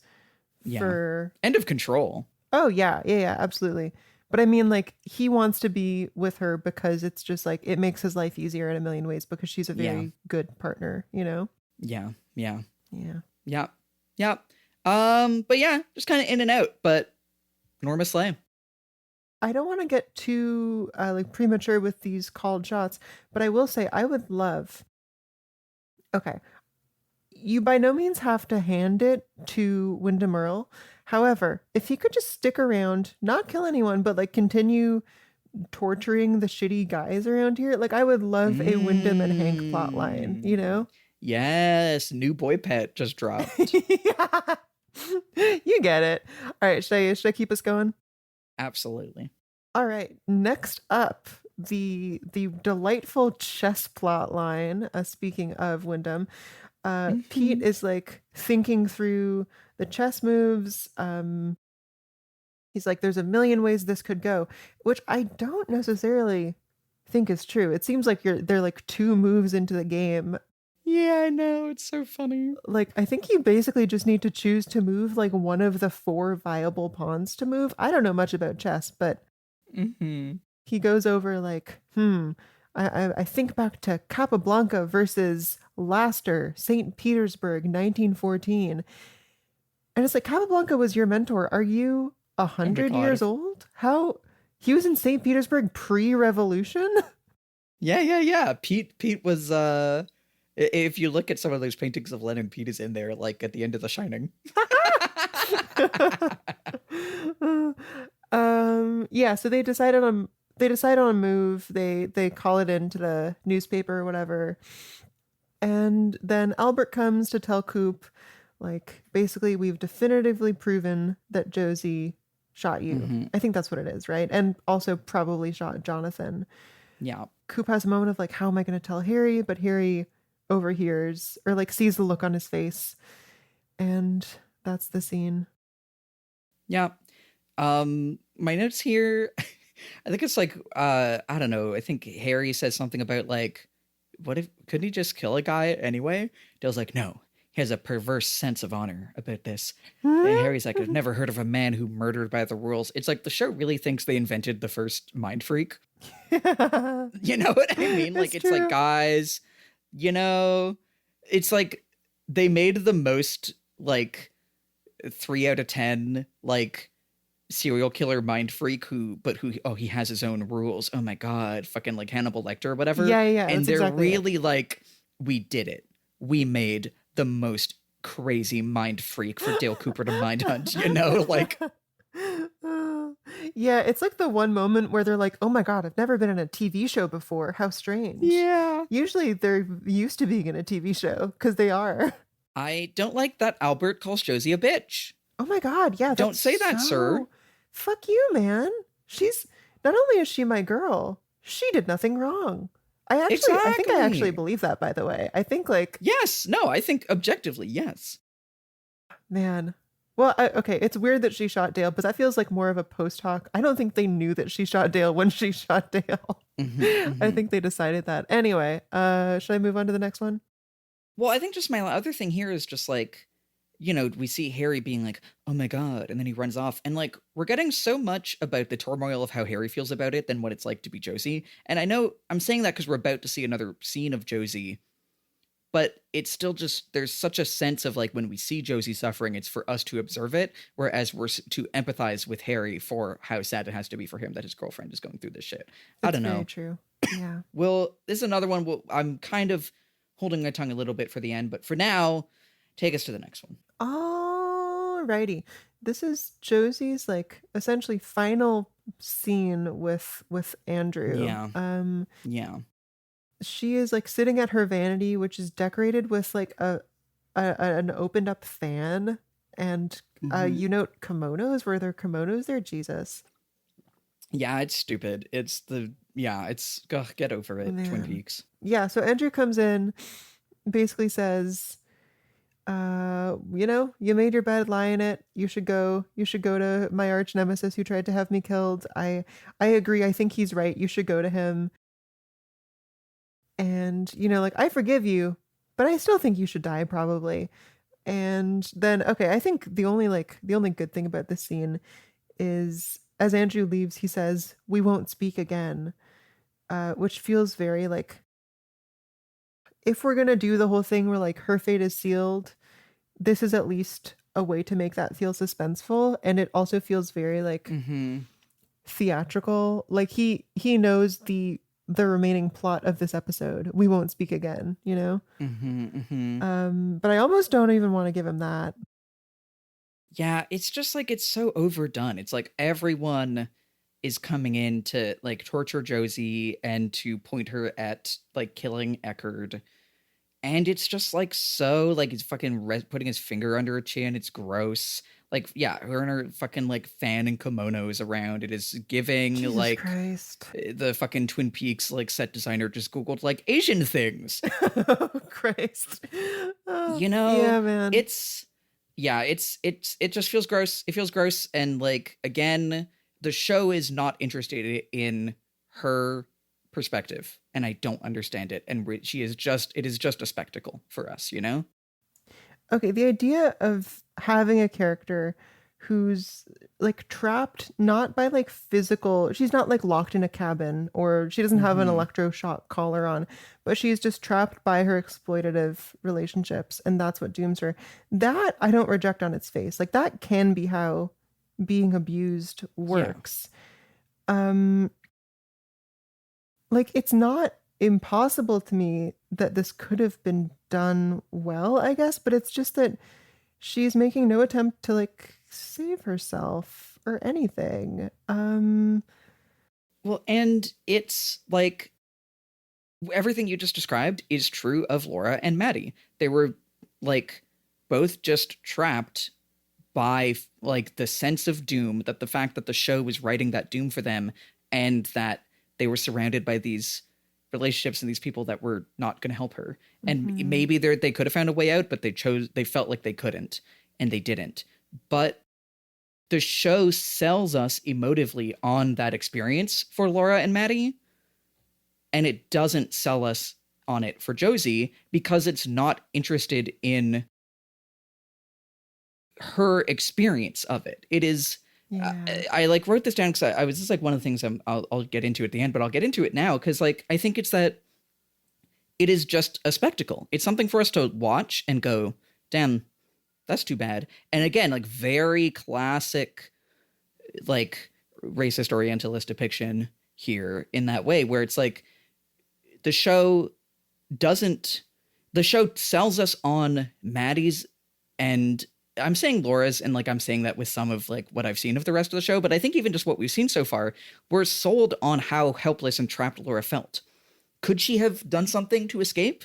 Yes, probably. Like when I'm thinking strictly in like CinemaSins plot hole, she could have ran away from Twin Peaks like James does and just left. But she didn't, and she didn't feel like it was possible to. And we are sold on that emotive experience, so we don't feel like, why isn't she doing anything to save herself? Right? Because our disbelief is effectively suspended. And the show is not interested on selling us on Josie's experience because it's not curious about her interiority, and it is just treating her like a spectacle. And so we don't have any reason to believe why she's not doing anything and why she's just resigned to her fate, because we're not getting any of the emotional like experience of being like, oh wow, I felt that way, I know how that feels. Totally. I you know what I mean? Yeah, man, I get it. Yeah. Anyway, should we check in on Donna and James, or did you have more on this? Let's keep it going. Yeah, so okay. Basically this is what I mentioned earlier of just like James and Donna are free from Fuck Mansion and are having a beautiful little picnic somewhere they've never been. And, you know, he's like, oh, I'm sorry I cheated on you with Evelyn. And she's like, no, it's okay. I love what she says. I know what you were feeling. I was feeling it too, which I'm sure is like, oh, I need to get away from the tragedy of Laura and Maddie, but I choose it to mean bisexual Donna work. True. And she's like, come back to Twin Peaks. And he's like, no, I need to ride off. And she's like, that's true. You do need to ride off. Take whatever time you need. Go explore the world. Send me letters or whatever. Go be in your own spin-off show, James Wheels.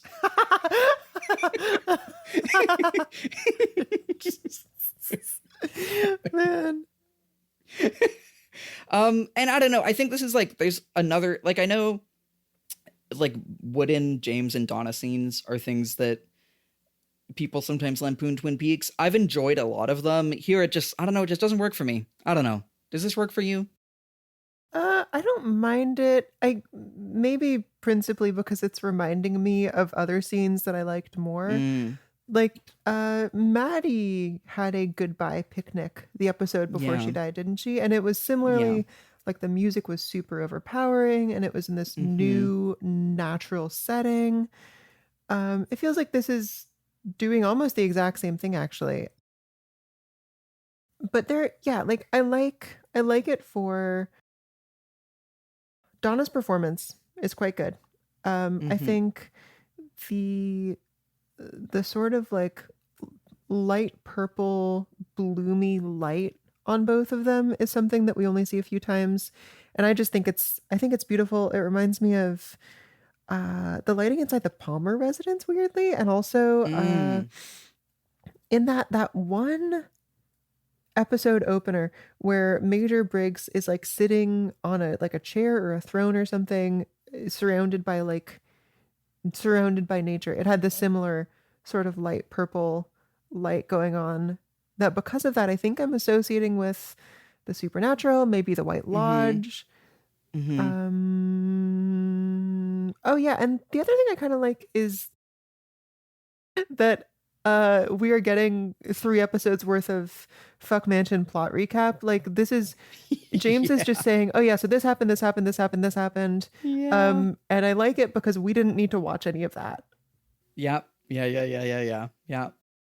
So I think the thing to me is like everything you're saying about how this is reminding you of these other scenes, I think to me here is a negative because I think this damn. episode crystallizes a lot of what is one of my other real strong criticisms of this stretch of season 2 is that it's just emptily, hollowly repeating things that worked from before Lonely Souls.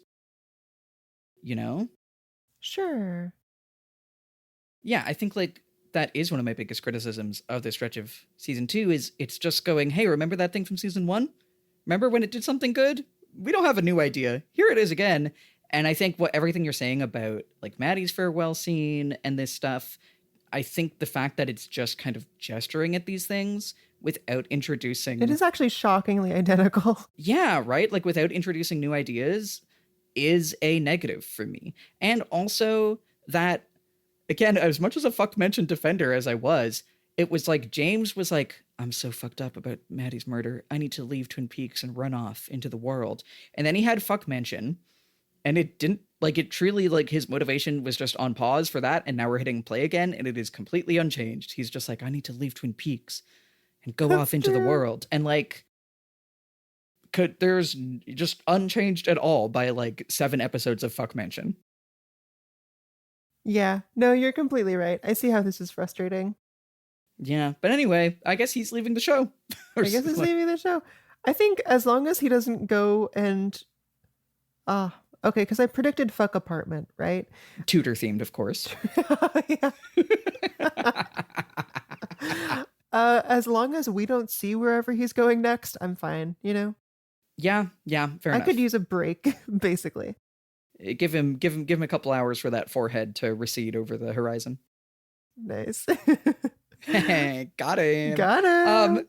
Anyway, next little scene. Harry goes to the Martell house, the Blue Pine Lodge, as the wiki keeps reminding me it's called. And it's basically like, hey, what's up with Josie?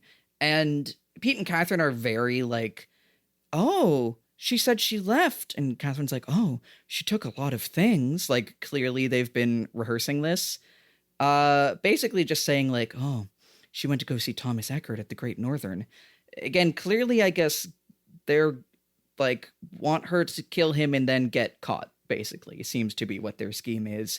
And this is another one before where it's like this is the hornism of Pete.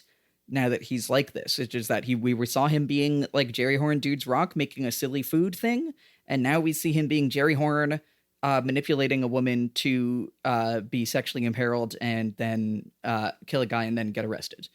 And I don't know, it just... There's the part of me that's like, don't make Pete do that, but also so much of what I love about this show is it makes the characters who we love do that. But I don't know, it saps the fun out of him, and I think just how negatively I feel about the rest of the Josie plotline makes it not feel productive to me. You know? I hear you, dude. I hear you. Yeah. I was trying to figure out when, like, Harry is sort of questioning both of them about, you know, where she went.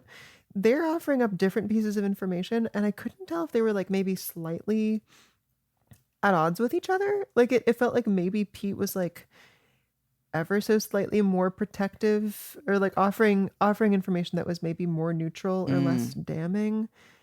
I don't know, though. I just, like, I sensed a bit of tension between Catherine and Pete here, and I'm not sure where that came from.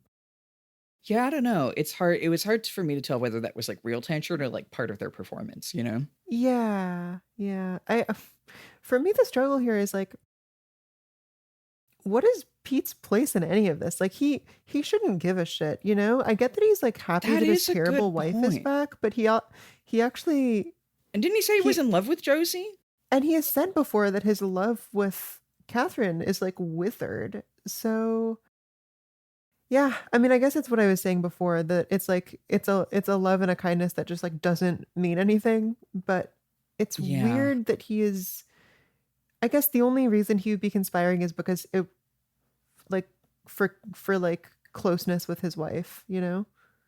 But they don't actually show us that. We have to infer it. Yeah, I think that is the other thing. And like also when Pete was coming in to be the chess master, I was like, oh, that's fun. They gave Pete a reason to be in the show. Nice. Yeah. But like, he does have one, and it's his fucking for evil collaboration in this Josie scheme, and the show doesn't spend any time on it.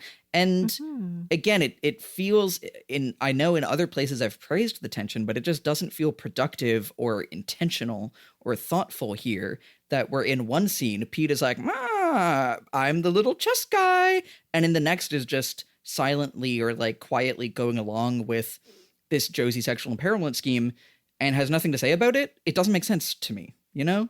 Yeah. And it doesn't feel like he's being moved by the plot in a way that is like intentional and metafictional and clever, you know? Just feels gross. Yeah. I'm with you. Anyway, stupid elevator time. Stupid elevator time. Okay. Thomas Eckert enters an elevator. He's headed to, I guess, his like hotel room at the Great Northern. No, they're headed downstairs, which makes it weirder. And anyway, Andrew, the main thing, is in the elevator, and he's like, surprise, whatever. Oh, I'm the bellhop or whatever. And so they have a little exchange about like, yeah, it turns out I'm alive. They both agree, like, isn't Josie untrustworthy and terrible? They talk about like the whole scheme to murder Andrew and why it didn't work and all this, and they both seem kind of over it. It's like, no biggie, it was so long ago, except we do have to kill her over it. Yeah. Okay, two things about this scene. First of all, Packard calling Josie our Josie. Gross. Yeah, gross. In a way that to me, if this was better done, I might be praising. Like calling her that is interesting. It makes explicit that they are presenting a united front against Josie. Second, why is Andrew in the elevator? What? Okay, why is he in the elevator going down? Did he? Okay, there's a few ways this could have happened. Well, he could have been Windom Earle style in disguise and noticed that Eckert was in the hotel and just been staying in the elevator constantly for a chance to prank his old buddy. And actually that's the only way I can think of it happening. What was his business here? I think this is definitely an intentional part of the scheme. That's why he's like in disguise and is being the elevator operator. And then he's like, ha. Yeah. Because the thing here is when he says like, he's here basically just to, one, reveal to Eckert that he's alive to make Eckert more mad at Josie because like of how Catherine said, like, if that happened, he could want to kill her, Yeah. And two, he's like, oh, Josie saved me herself, which was not true. But basically this is all just to get Eckert to like, be like, that fucking Josie, I'm gonna fucking get her. But like, I feel confident about that. I'm not confused about that, but I did still write in all caps, why do this? Is this just an elaborate way to get her to kill him? Why do all this? It is, and I know so often the show does a convoluted scheme and I'm like, ha, but here it just doesn't work. And honestly, big part of that, another of my notes, the show really thinks we give a shit about these two. These two, like, old men who we keep mixing up their names because they're fucking identical, who just showed up in the past, like 2-3 episodes, and they don't have sauce. They don't have sauce. Put any of these men next to like Pete, next to Ben Horn, next to Bobby. Hell, next to Windom, frankly. Yeah, they got nothing going on, and the show is really like, and these two old brothers and enemies will, not literal brothers, but in the Anakin, you were my brother sense, will meet in the elevator and the disguise will be revealed and he'll think he knows the whole ruse, but actually he's just being pointed towards getting killed by Josie. And I just don't give a shit. Like, seeing these two talk for a minute and a half does nothing for me. And yeah, it is just like Packard calls her our Josie because Eckert is like, she's mine. She belongs to me. Kill yourself. And like, even at the end, like Eckert leaves and like Andrew is like, Thomas, bye, as his like final quip You know, the Uh-huh. say a little lines that the character can look back over their shoulder or whatever. And like, it's not cunty. Like, you're doing the whole like just one more thing just to be like, bye. Girl, what are you cooking? Okay, they did this last episode too with like, Dale, listen carefully. Your move. Your move. No, like it's like that's a classic type of TV show line to deliver. Like, say something when the character's leaving, so they have to turn around and hear your epic line. But it's like, bye. Bye. What are you cooking?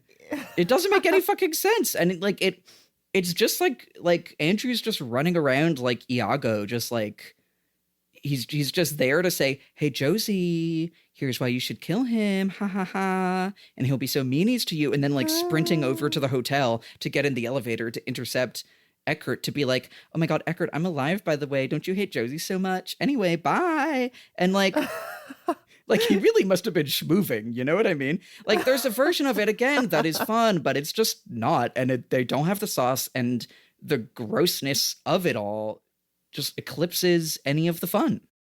Yeah, man.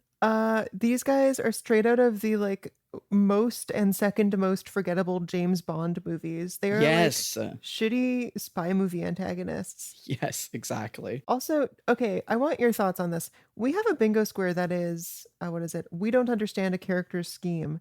Do we blot that out here, or do we understand and just not respect it? I think you didn't understand this game, so yes. Okay. Sorry, it sounds like I'm shitting on you, but No, you're right. I didn't. and frankly, I'm like, yeah, I guess that's what he's doing, but I still wrote like 10 question marks because I'm like, why the fuck are you doing this? Yeah, man. Okay. Okay. We have two little scenes, and then we have the last one, which is when we'll really sink our teeth into all this. Mhm, So, mhm. one, basically just another scene to give us some more about Jingleheimer Schmidt. It's Ben, it's Audrey, it's Jack. They're having dinner. They're talking about business. They're giving us his lore. He's like, oh, he was in construction and I gave him some money, and he buys businesses that are failing and fixes them up and sells them. Wow.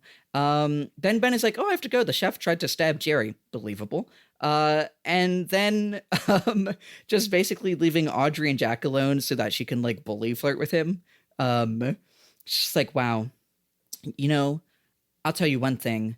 The Horns have been doing great business for 30 years and we don't need your help. And he's like, there's something also like before he leaves, Ben is like, oh, consider me a book upon whose virgin pages you shall scribe. And then Audrey kind of like chokes at that. And I'm like, okay, girl, you're really feeling it. I don't know. This is another just sort of like, we're getting his lore. And so Audrey can neg him. And then he goes, oh, well, me, oh my, and we get his fucking steel guitar twang again is basically this scene. Yeah, you don't like me very much, do you, Audrey? And then they get into a little bit more of a back and forth. And one of Audrey's last lines, pretty out of the blue, is, I'm only 18. I know. And because she's like sort of picking up on the conversation that is actually happening, which is a much flirtier competitive one. He seems to think this is more of a like meantime thing. I think Audrey like getting lost in her head and saying something flirty is great. I wish it wasn't I'm only 18, but yeah. But she's so charming that I still get something out of it. Lily, can I call you out again? Sure. I just love you wrote like, I'm officially lost. I thought she was flirting. This is a little bit clueless lesbian moments, because she was bully flirting a lot. Okay, that's what I thought. But then dude responded as if she wasn't, right? Yeah, but that's just the bullying, you know. I think him being like, you don't like me I very am much, do familiar you, with Audrey, women being is mean also to me. him Thank you. flirting. Okay, fair enough. Sorry. Don't underestimate my game, Sadie. Put me up. Put me on the cross. Kill me. But he's also flirting when he's like, you sure don't like me. Oh, see, he seemed actually hurt to me there, but maybe this was all. You know, call him A, call him B. Sure. Woo! Got heated there. Okay. Okay, wait. Sorry. Okay, one, there is another thing in your notes that I forgot to mention, which is, and I don't know how actually true this is, or if this is just Ben Horn saying this because he's weasel-pilled now, but he's like, yeah, not only does he buy businesses and fix them up, he also makes them more eco-friendly, I guess. It's really convenient. You said, okay, your note says I knew a guy like this. Please tell me more. Okay, so growing up, Sadie, you and I grew up in NDG, Montreal, on the edge of Montreal West, a richer, very anglophone suburb. Mm-hmm. My mom was a preschool teacher in that affluent suburb, so a lot of the families we knew were just like disgustingly wealthy. And I hope my mom doesn't listen to this. Lots of them are nice, and we're still close with some of them that are less disgusting. But there was one particular family. Actually, I hope no one in my family is listening to this because they keep in touch. But yeah, the father, the husband, this was his job. He just like bought failing businesses and like gutted them to make them profitable and like ruined hundreds of lives, and they were like so obscenely loaded over it. Oh my god. Friendly family, but as soon as we would like maybe I keep the peace and don't elaborate. Anyway, I know a guy like this, and I don't think the show is portraying him as nearly hateable enough, or like his job is less noble than it sounds, like turning around failing businesses. That's fucking private equity garbage. Like that's what's happening to every medium-sized business on this continent right now, and it's why everything sucks. Get his ass. Thank you. You heard me, Montreal West. Okay. We have one other little scene before the big last one. Would you like to tell me about it? Yeah, sure. Okay, so this is Donna, Shelley, and Audrey, the three people who received this like torn up note and invite. They all show up at the Roadhouse at 9:30, and they realize, hey, we all have these scraps of paper. They piece them together. Windom Earle stares down at them from the other side of the bar, and it's basically just setting up that Windom is going to, attack them or endanger them in some way, maybe with the arrows, maybe not, who knows. I like that it's girls' time. I wish they were hanging out instead of like about to be murdered, maybe. Because they're discussing his fuck-ass poem, it does fail the Bechdel test. Nice.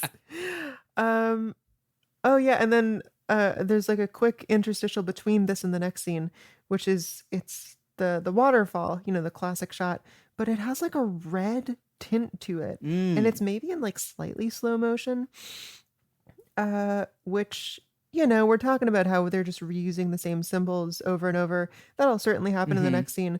But as far as recontextualizing something, the waterfall really feels like blood here, and I think that is, if not new ground, at least it's not like well trod. I liked that image a lot. Yeah, I buy that. Okay, and this is one that is just a real poem. This is just a Shelley poem. This is a Love's Philosophy by Shelley that he has had Leo transcribe, which is also like, we saw Leo struggling to write a single letter last time. Yeah. He really, I tell you, listen, he's really making some advancements if he was able to say, and the sunlight clasps the earth and the moonbeams kiss the sea. What is all this sweet work worth if thou kiss not me? So, let's hear it for Leo. I think I was out of patience on this because the Josie stuff that I knew was coming, but it was also like, it's just corny. Like, this is so much more overcooked than the schemes or even like the mysteries like that Dale was dealing with pre-Lonely Souls. It's just like, oh boy, they all have a little, it was in the oven too long. You know what I mean? I don't mind it. It reminds me of like, I'm not super fresh on like Buffy, for instance, but the sure. it's more of a TV-ish thing, a very like villain of the week kind of. I don't mind it, but I see where you're coming from. Yeah. Okay, so the big one. Big last scene. So, oh my god, I'm seeing how like most of your notes here start with "I hate." Dale, despite having just said that he was going to go arrest her, is in his hotel room practicing his fishing cast. He gets a phone call from Catherine, who's really just like playing on every angle, saying, oh, by the way, I know where Josie is. She's in Eckhart Suite. He's like, oh, damn, I guess I'll go arrest her. As he's walking, he hears from the room Josie saying, "Help, please help. Don't touch me, don't touch me, don't hurt me." Thomas is saying, "Josie, my darling, I love you." Gross. Again, fucking sexual assault. And then he hears a gunshot. And he bursts into the room. Fucking Eckerd stands up and does a like, "Oh, I've been shot," kind of stumbling before he falls, like that fucking Gustavo Fring with having his face blown off in Breaking Bad. Fucking spoilers for Breaking Bad, but it's just like sort of the stupidest scenes in Breaking Bad. It's stupid here, and it's just like, I think you might be the only one who hates that scene, but I love a contraption, so that's just me. Sure. Whatever. I could, but sorry, I was just like, I could complain about, I could talk about things I do and don't like about Breaking Bad, but it's when we do our Breaking Bad podcast. God. Anyway, so whatever. He's like, oh, he's stumbling. Oh my God. Whoa. And he falls down. Okay. Then Josie's pointing the gun at Dale. Harry jumps in. Dale is like, "Oh, well, Josie's like, he's tried to kill me." And Coop's like, "Oh, is that what you'll say about me? That I tried to kill you? What about Jonathan? Did he try to kill you? Why'd you shoot me, Josie?" Josie's like, "Oh, Jonathan was taking me back. I had to shoot you because you came here. I knew this day was going to come. As soon as there was an FBI agent in town, I knew you were going to take me to jail," or whatever. And then fucking Truman is there. She's like, "Oh, Harry, please forgive me. I never meant to hurt you." Why are you making her beg for forgiveness? And then she just spontaneously dies. She just dies. Harry, as he has been with every scene he's done with Josie, just runs up immediately after she's been sexually imperiled to grab her as hard as he can. And as he cradles her body, we enter Coop's like spirit vision, and we get the like flashlight on his face and the little sound effect. And the bed, Harry and Josie on the bed are replaced by Bob crawling up onto the bed, reminiscent of him crawling over the couch way back at the beginning of season 2. Mm-hmm. And he's like, "What happened to dead Josie, Cooper?" And then he disappears, and we see the fucking dancing guy from Dale's dream doing his little dance.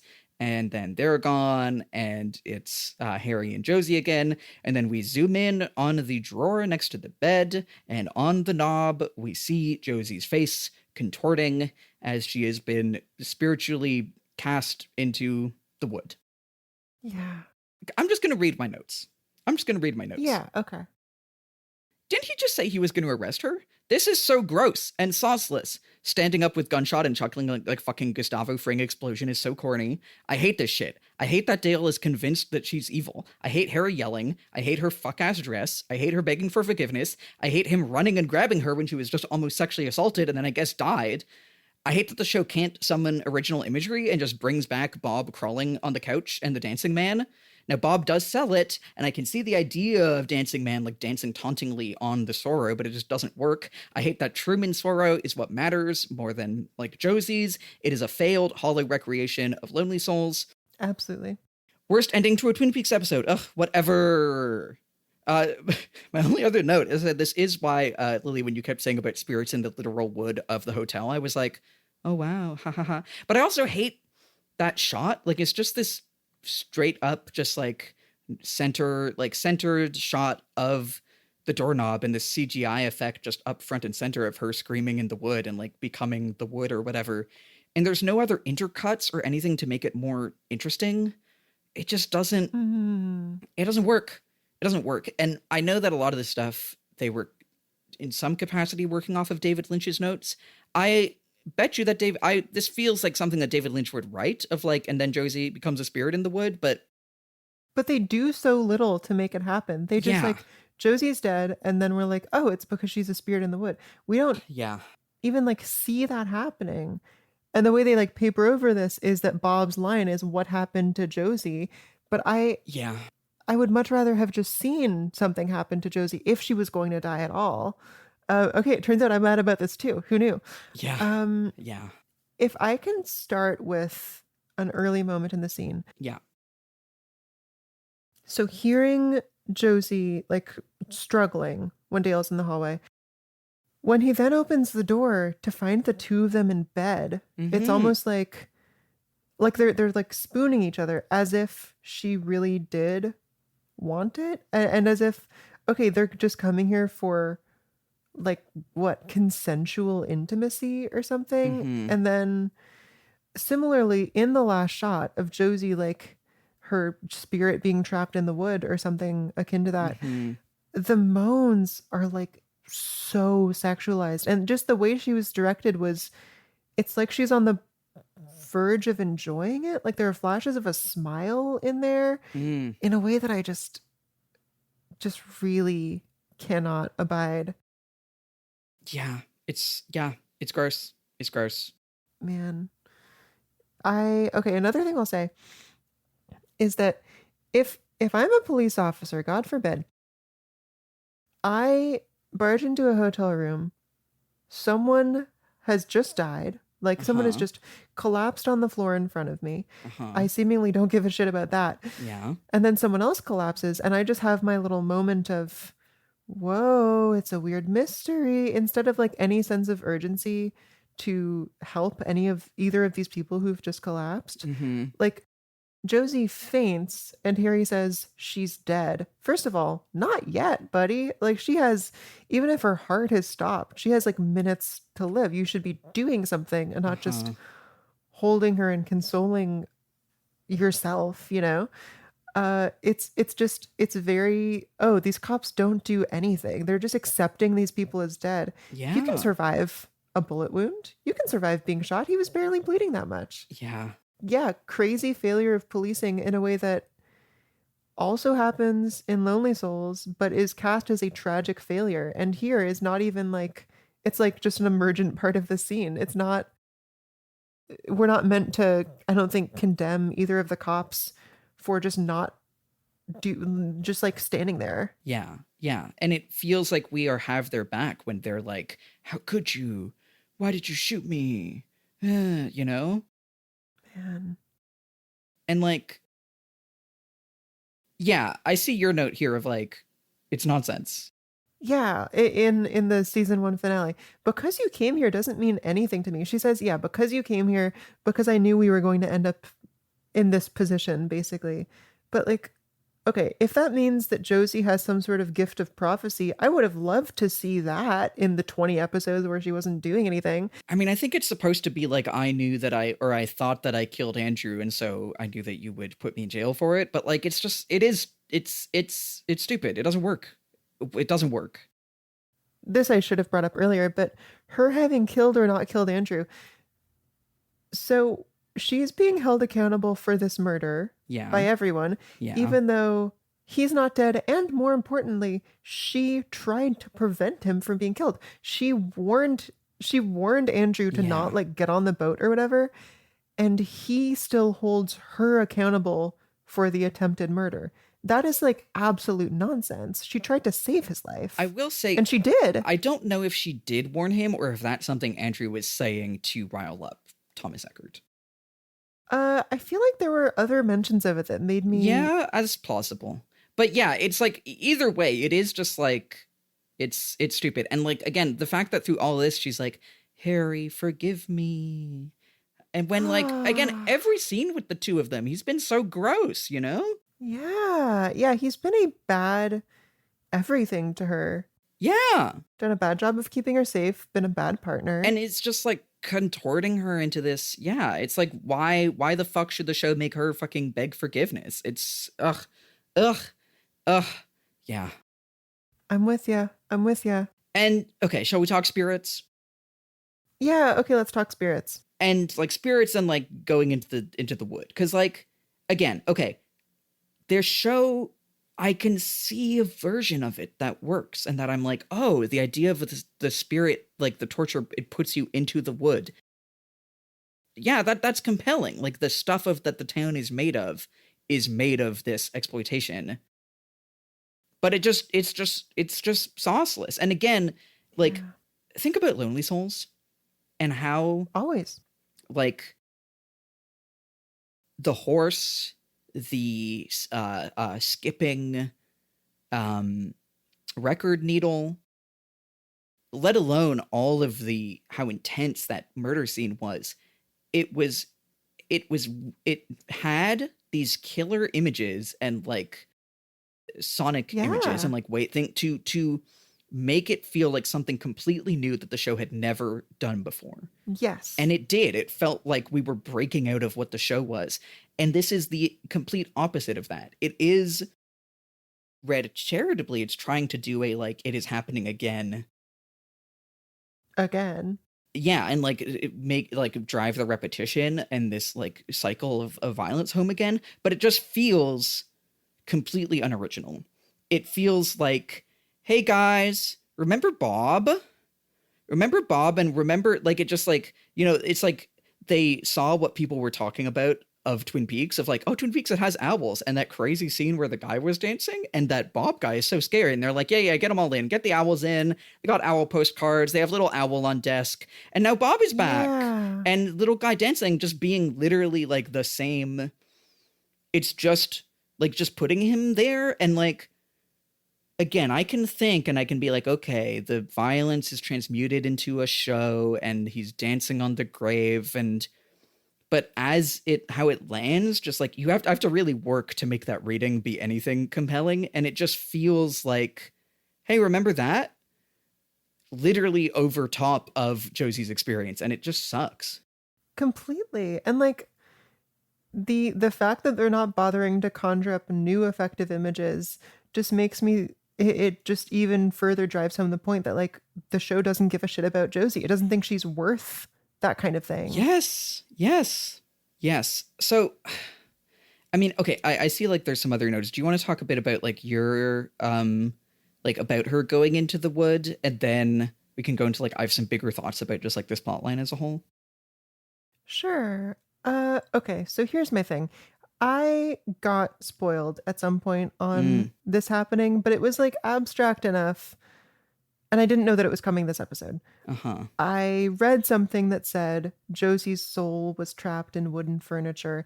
And I feel like that's kind of coloring how I'm perceiving this, because I don't know if I would have read it so literally otherwise. I wish I hadn't gotten spoiled. I guess it's just how out of the blue it feels. While still not being like interesting. Well, that's the thing. It's making me struggle to come up with a read on it. I think the big thing about it is like, again, it's just we zoom in on it and then just flat, straight ahead. We see the doorknob and we see her face overlaid in it. And then we see a little CGI effect of her face as wood in it. And it is just the most like straightforward way of representing that idea. Which is an interesting and weird idea. But like, again, thinking about like how Lonely Souls is like, here's 12 new like audio visual, like filmic things that this show has never done before to convey this horror. And here it's just, zoom in on it. And then you see her face and there's no other sauce on it. It just doesn't hit the feeling of we've transcended into like this fucked up spiritual place where anything can happen in a way that makes it work. You know, the magic circle or whatever has not been closed. It's not been formed, you know? Totally, man. Yeah, I think we're pretty on the same page about this. Yeah. Okay. So I was like thinking a bit on our break, and I wrote some notes down of like, why we've been talking about this, but like big picture, why doesn't Josie's plotline work when Laura's and Maddie's did? To me. I think you would agree. Like, why now does it feel gross when the men are implicated, but earlier it felt productive and interesting? And like because it is just the same. It's this woman who is being sexually imperiled and is like is trapped by these figures of authority, who then is brought to a like seemingly inescapable fate and then spiritually murdered or dies, you know?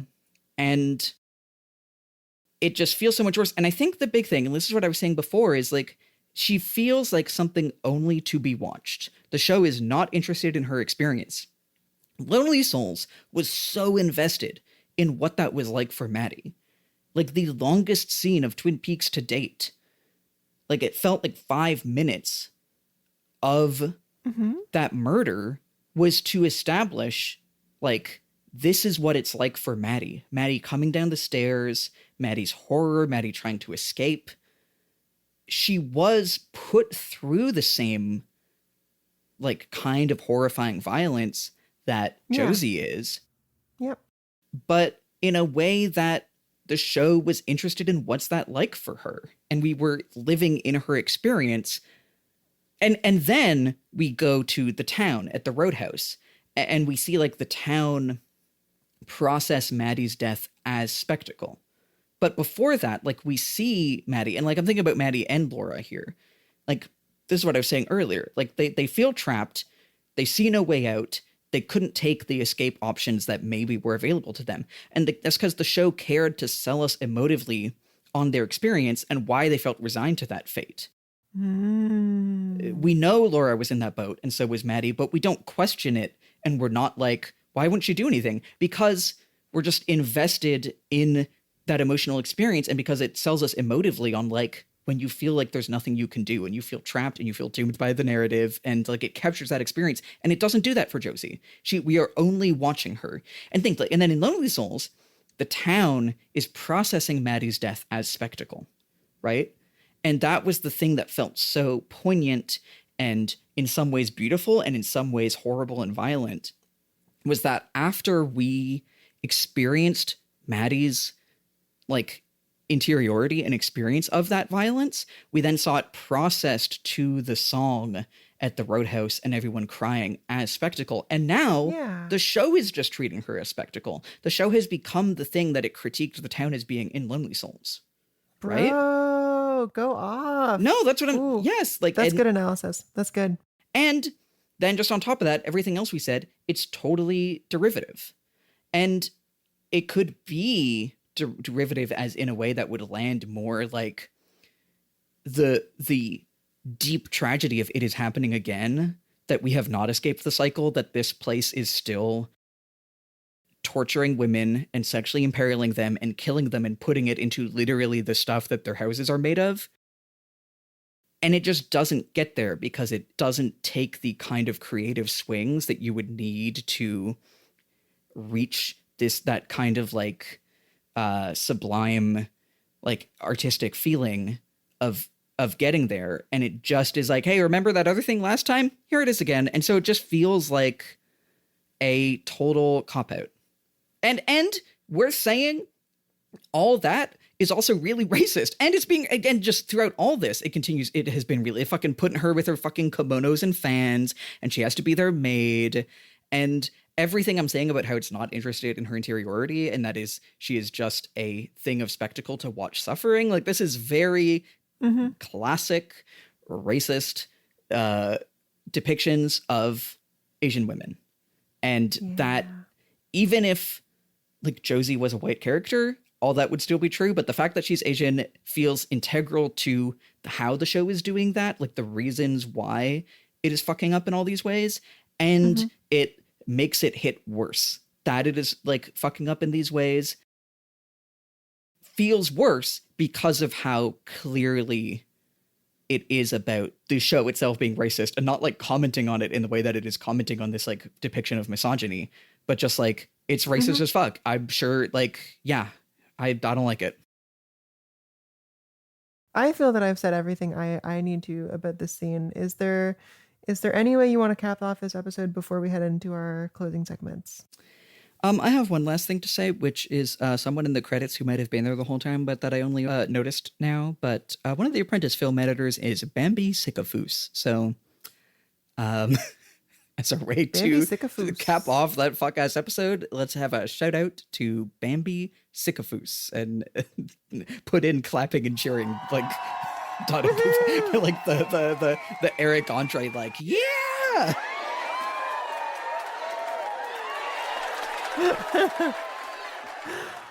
Anyway, that's the worst episode of Twin Peaks. Man, certainly that was the worst scene of Twin Peaks. Up until the end, I was like, this is kind of business as usual. But yeah, coming off of this, I understand where you're coming from. Yeah. Okay. Do we mind if I head into Lily's Nightmare Corner? Yes, please tell me about your dreams. Welcome back to Lily's Nightmare Corner, the segment where I try to give myself Twin Peaks themed nightmares to give myself prop predictions for Twin Peaks. Woohoo! Okay. Need to change the energy here. Sadie, have you seen or heard of the movie Hundreds of Beavers? I think you mentioned it to me last time. Okay, word. Wait, last time? Yeah. Did I already tell you about this dream? No, but you told me about the movie. Maybe that's why you dreamed about it. Wait. Did you tell me more? Okay. Wait, you did tell. No, wait. I think you did tell me about Kermits. It was hundreds of Kermits. It was Okay, you've heard the hundreds of Kermit's dreams. Well, that was the real highlight. I'm still thinking about it, but I guess last week's Lily, you slurped me. So I got nothing to say. God damn it. That was a good dream. Yeah. And now I'm like, I don't think you would have just told me about that while we were hanging out. I think that was on the podcast. We have hung out like a good couple times since then. Look, future Lily in editing. Yeah. If the previous episode did not contain your hundreds of Kermit streams, please cut in now. And if it didn't, then cut in saying, "You fool! You've done it! You dip twice onto the well of Kermit." I better read that sentence exactly.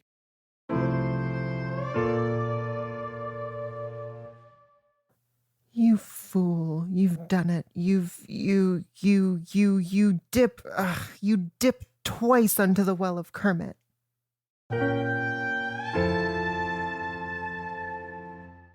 Anyway, I had two dreams, neither of which were mine. But I did want to share both of them. Maya had a dream that we did an episode of the podcast where we were both doing shibari. Whoa, interesting. And Maya was like, "What? Why are you doing that? What?" And I was like, "Yeah, I noticed it was audio, but it did something to the vibe that we were just doing shibari to each other while recording the podcast." To each other? I know. That's fantastic. That's great. And my friend Rain had a dream that they went to your YouTube channel and saw a video where you were interviewing Rain's psychoanalyst. Oh my god, dude. so those are two just hashtag content dreams from my life. Wow, that rules. Thanks for sharing. Yeah. Anyway, next time on Twin Peaks. Yeah, next time on Twin Peaks. Okay. Remind me. What did I say last time? Oh, my pleasure. So last time, a plot. Leo's note is reassembled without much fuss because everyone reports it to the police. I feel like that's half true. Coop takes one look and realizes, oh my god, the power of subconscious mind means that Leo has unwittingly delivered my ass a perfect set of chess instructions. The next 12 moods are figured out and he's like, epic, no one needs to die. It was reassembled without much fuss, but the rest of that did not happen. B plot.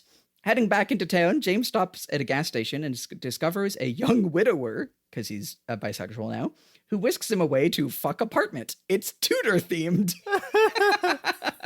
Oh, cat feeder, sorry. Cat feeder. So yeah. Well, Donna said she was bisexual, so, you know. Half a point, yeah, she was bisexual. She was bisexual. Well, it tends to be. No. Wait, what does it tend to be? Well, Tell me what bisexuality tends to be. Let's get canceled. No, it tends to be normal. It tends to be, it's good. It's good. Bisexuality. It tends to be good. Hello, greetings, bisexuals. I stand with you. Tends to be good. That's true. Okay, what do we got this time? Okay, so as you said something about a Mike and Nadine prediction, something about John Jacob Jingleheimer Schmidt's heavy machinery, and something about Windom's arrow-based scheme. Okay, yeah. Let's make the A plot is going to be about the heavy machinery that John whatever flew in on his private jet.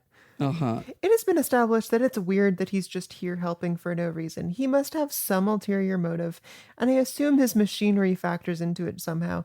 I'm going to say that he brought like a... Okay, here it is. Ready? Yes. Okay. Jerry has started to subtly turn on Ben now that he's realized that he's not going to gain control of the estate.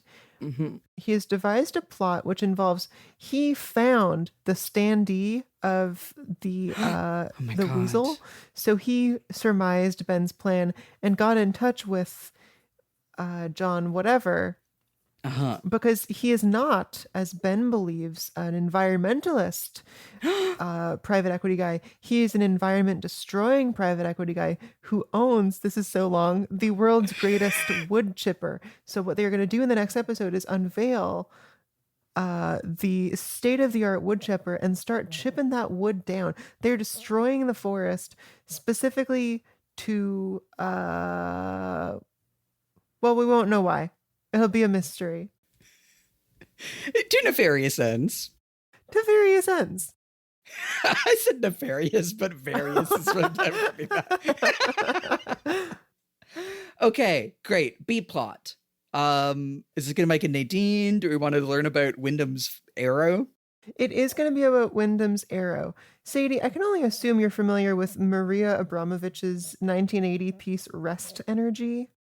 Okay, I have two things to say about that. One, every time I try to say her name, I accidentally say Abramovic. And two, yes, this one. Yeah. Yeah, so this is, for unfamiliar viewers, this is Marina Abramovic stood holding the front end of a bow and arrow, and a man stood holding the string, and they were sort of leaning back with the arrow pointed directly at Abramovic's heart. A very effective and poignant piece of performance art. We know that Windom is a learned man, so I think he tries to recreate this with Leo. He tries to recreate Marina Abramovic's 1980 Rest Energy. Is this one of the ones? Oh, this is one of the ones that she did with her like partner / ex / longtime collaborator. That sounds right to me. Yeah. I remember because like she'd love to do ones with him, like the other one where they like each walked on the opposite end of the Great Wall of China and then met in the middle and then broke up, I think. Oh yeah.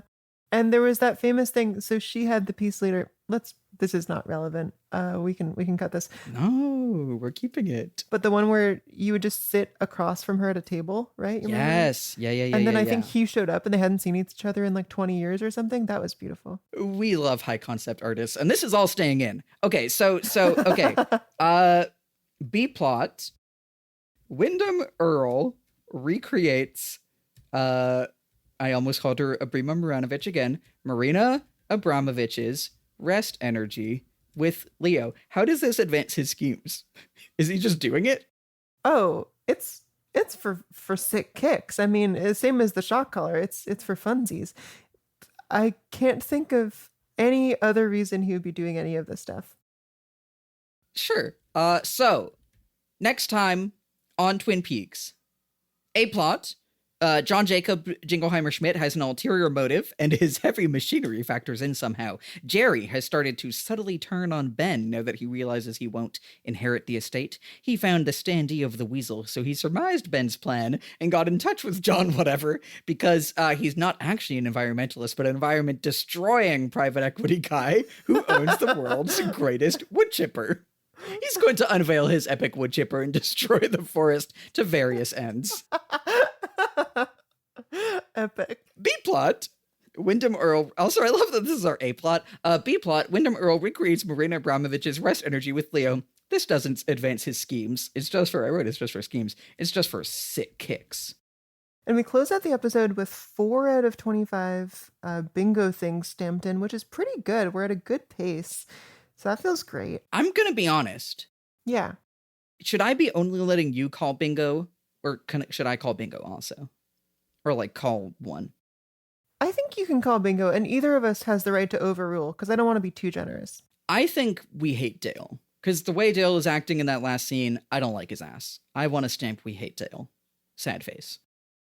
Yeah, sure. Sure, I'll give it to you. All right, so new bingo this episode. We got owls, we don't understand scheme, and we hate Dale. Sad face. Sad face. Lily, am I ever going to learn what your secret new segment idea was going to be? Oh, you know what? Yes, I'm saving it for season 3. Oh, okay. Well, look forward to season 3 when Lily tells me about her secret segment. Awesome. Well, thanks for listening, folks. It can only possibly get better from here, I hope. Yes, I think this is the worst. I think it is getting better from here. I know we're moving on to another little like subsection of season 2, and I don't really remember much about how it does or doesn't go, but this is the worst episode. So, you know? So there it is. Thank you for enduring with us, folks. Alrighty. Bye. Bye.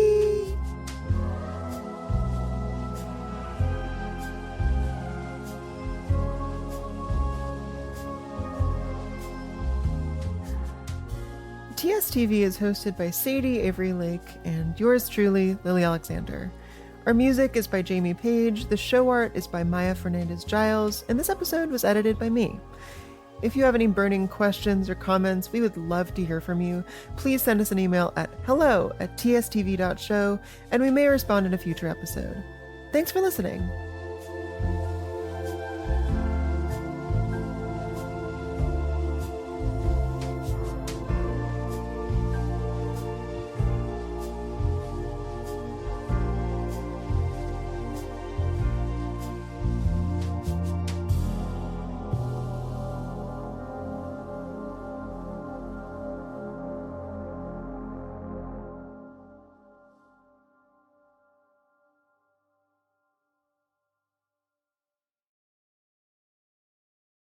Content warnings for Twin Peaks episode 24, also known as season 2 episode 17, also known as Wounds and Scars. I don't know if you can hear my cat Cricket purring, but he's right next to me, purring kind of loud. So, content warnings for this episode, pretty uneventful. We have some more swings at the show being not great about Josie, and like there is a self-harm scar on screen. That's basically it, I would say. So, I hope you enjoy the episode. Thank you for listening. And let me hold up Cricket to the microphone and see if you hear his purring.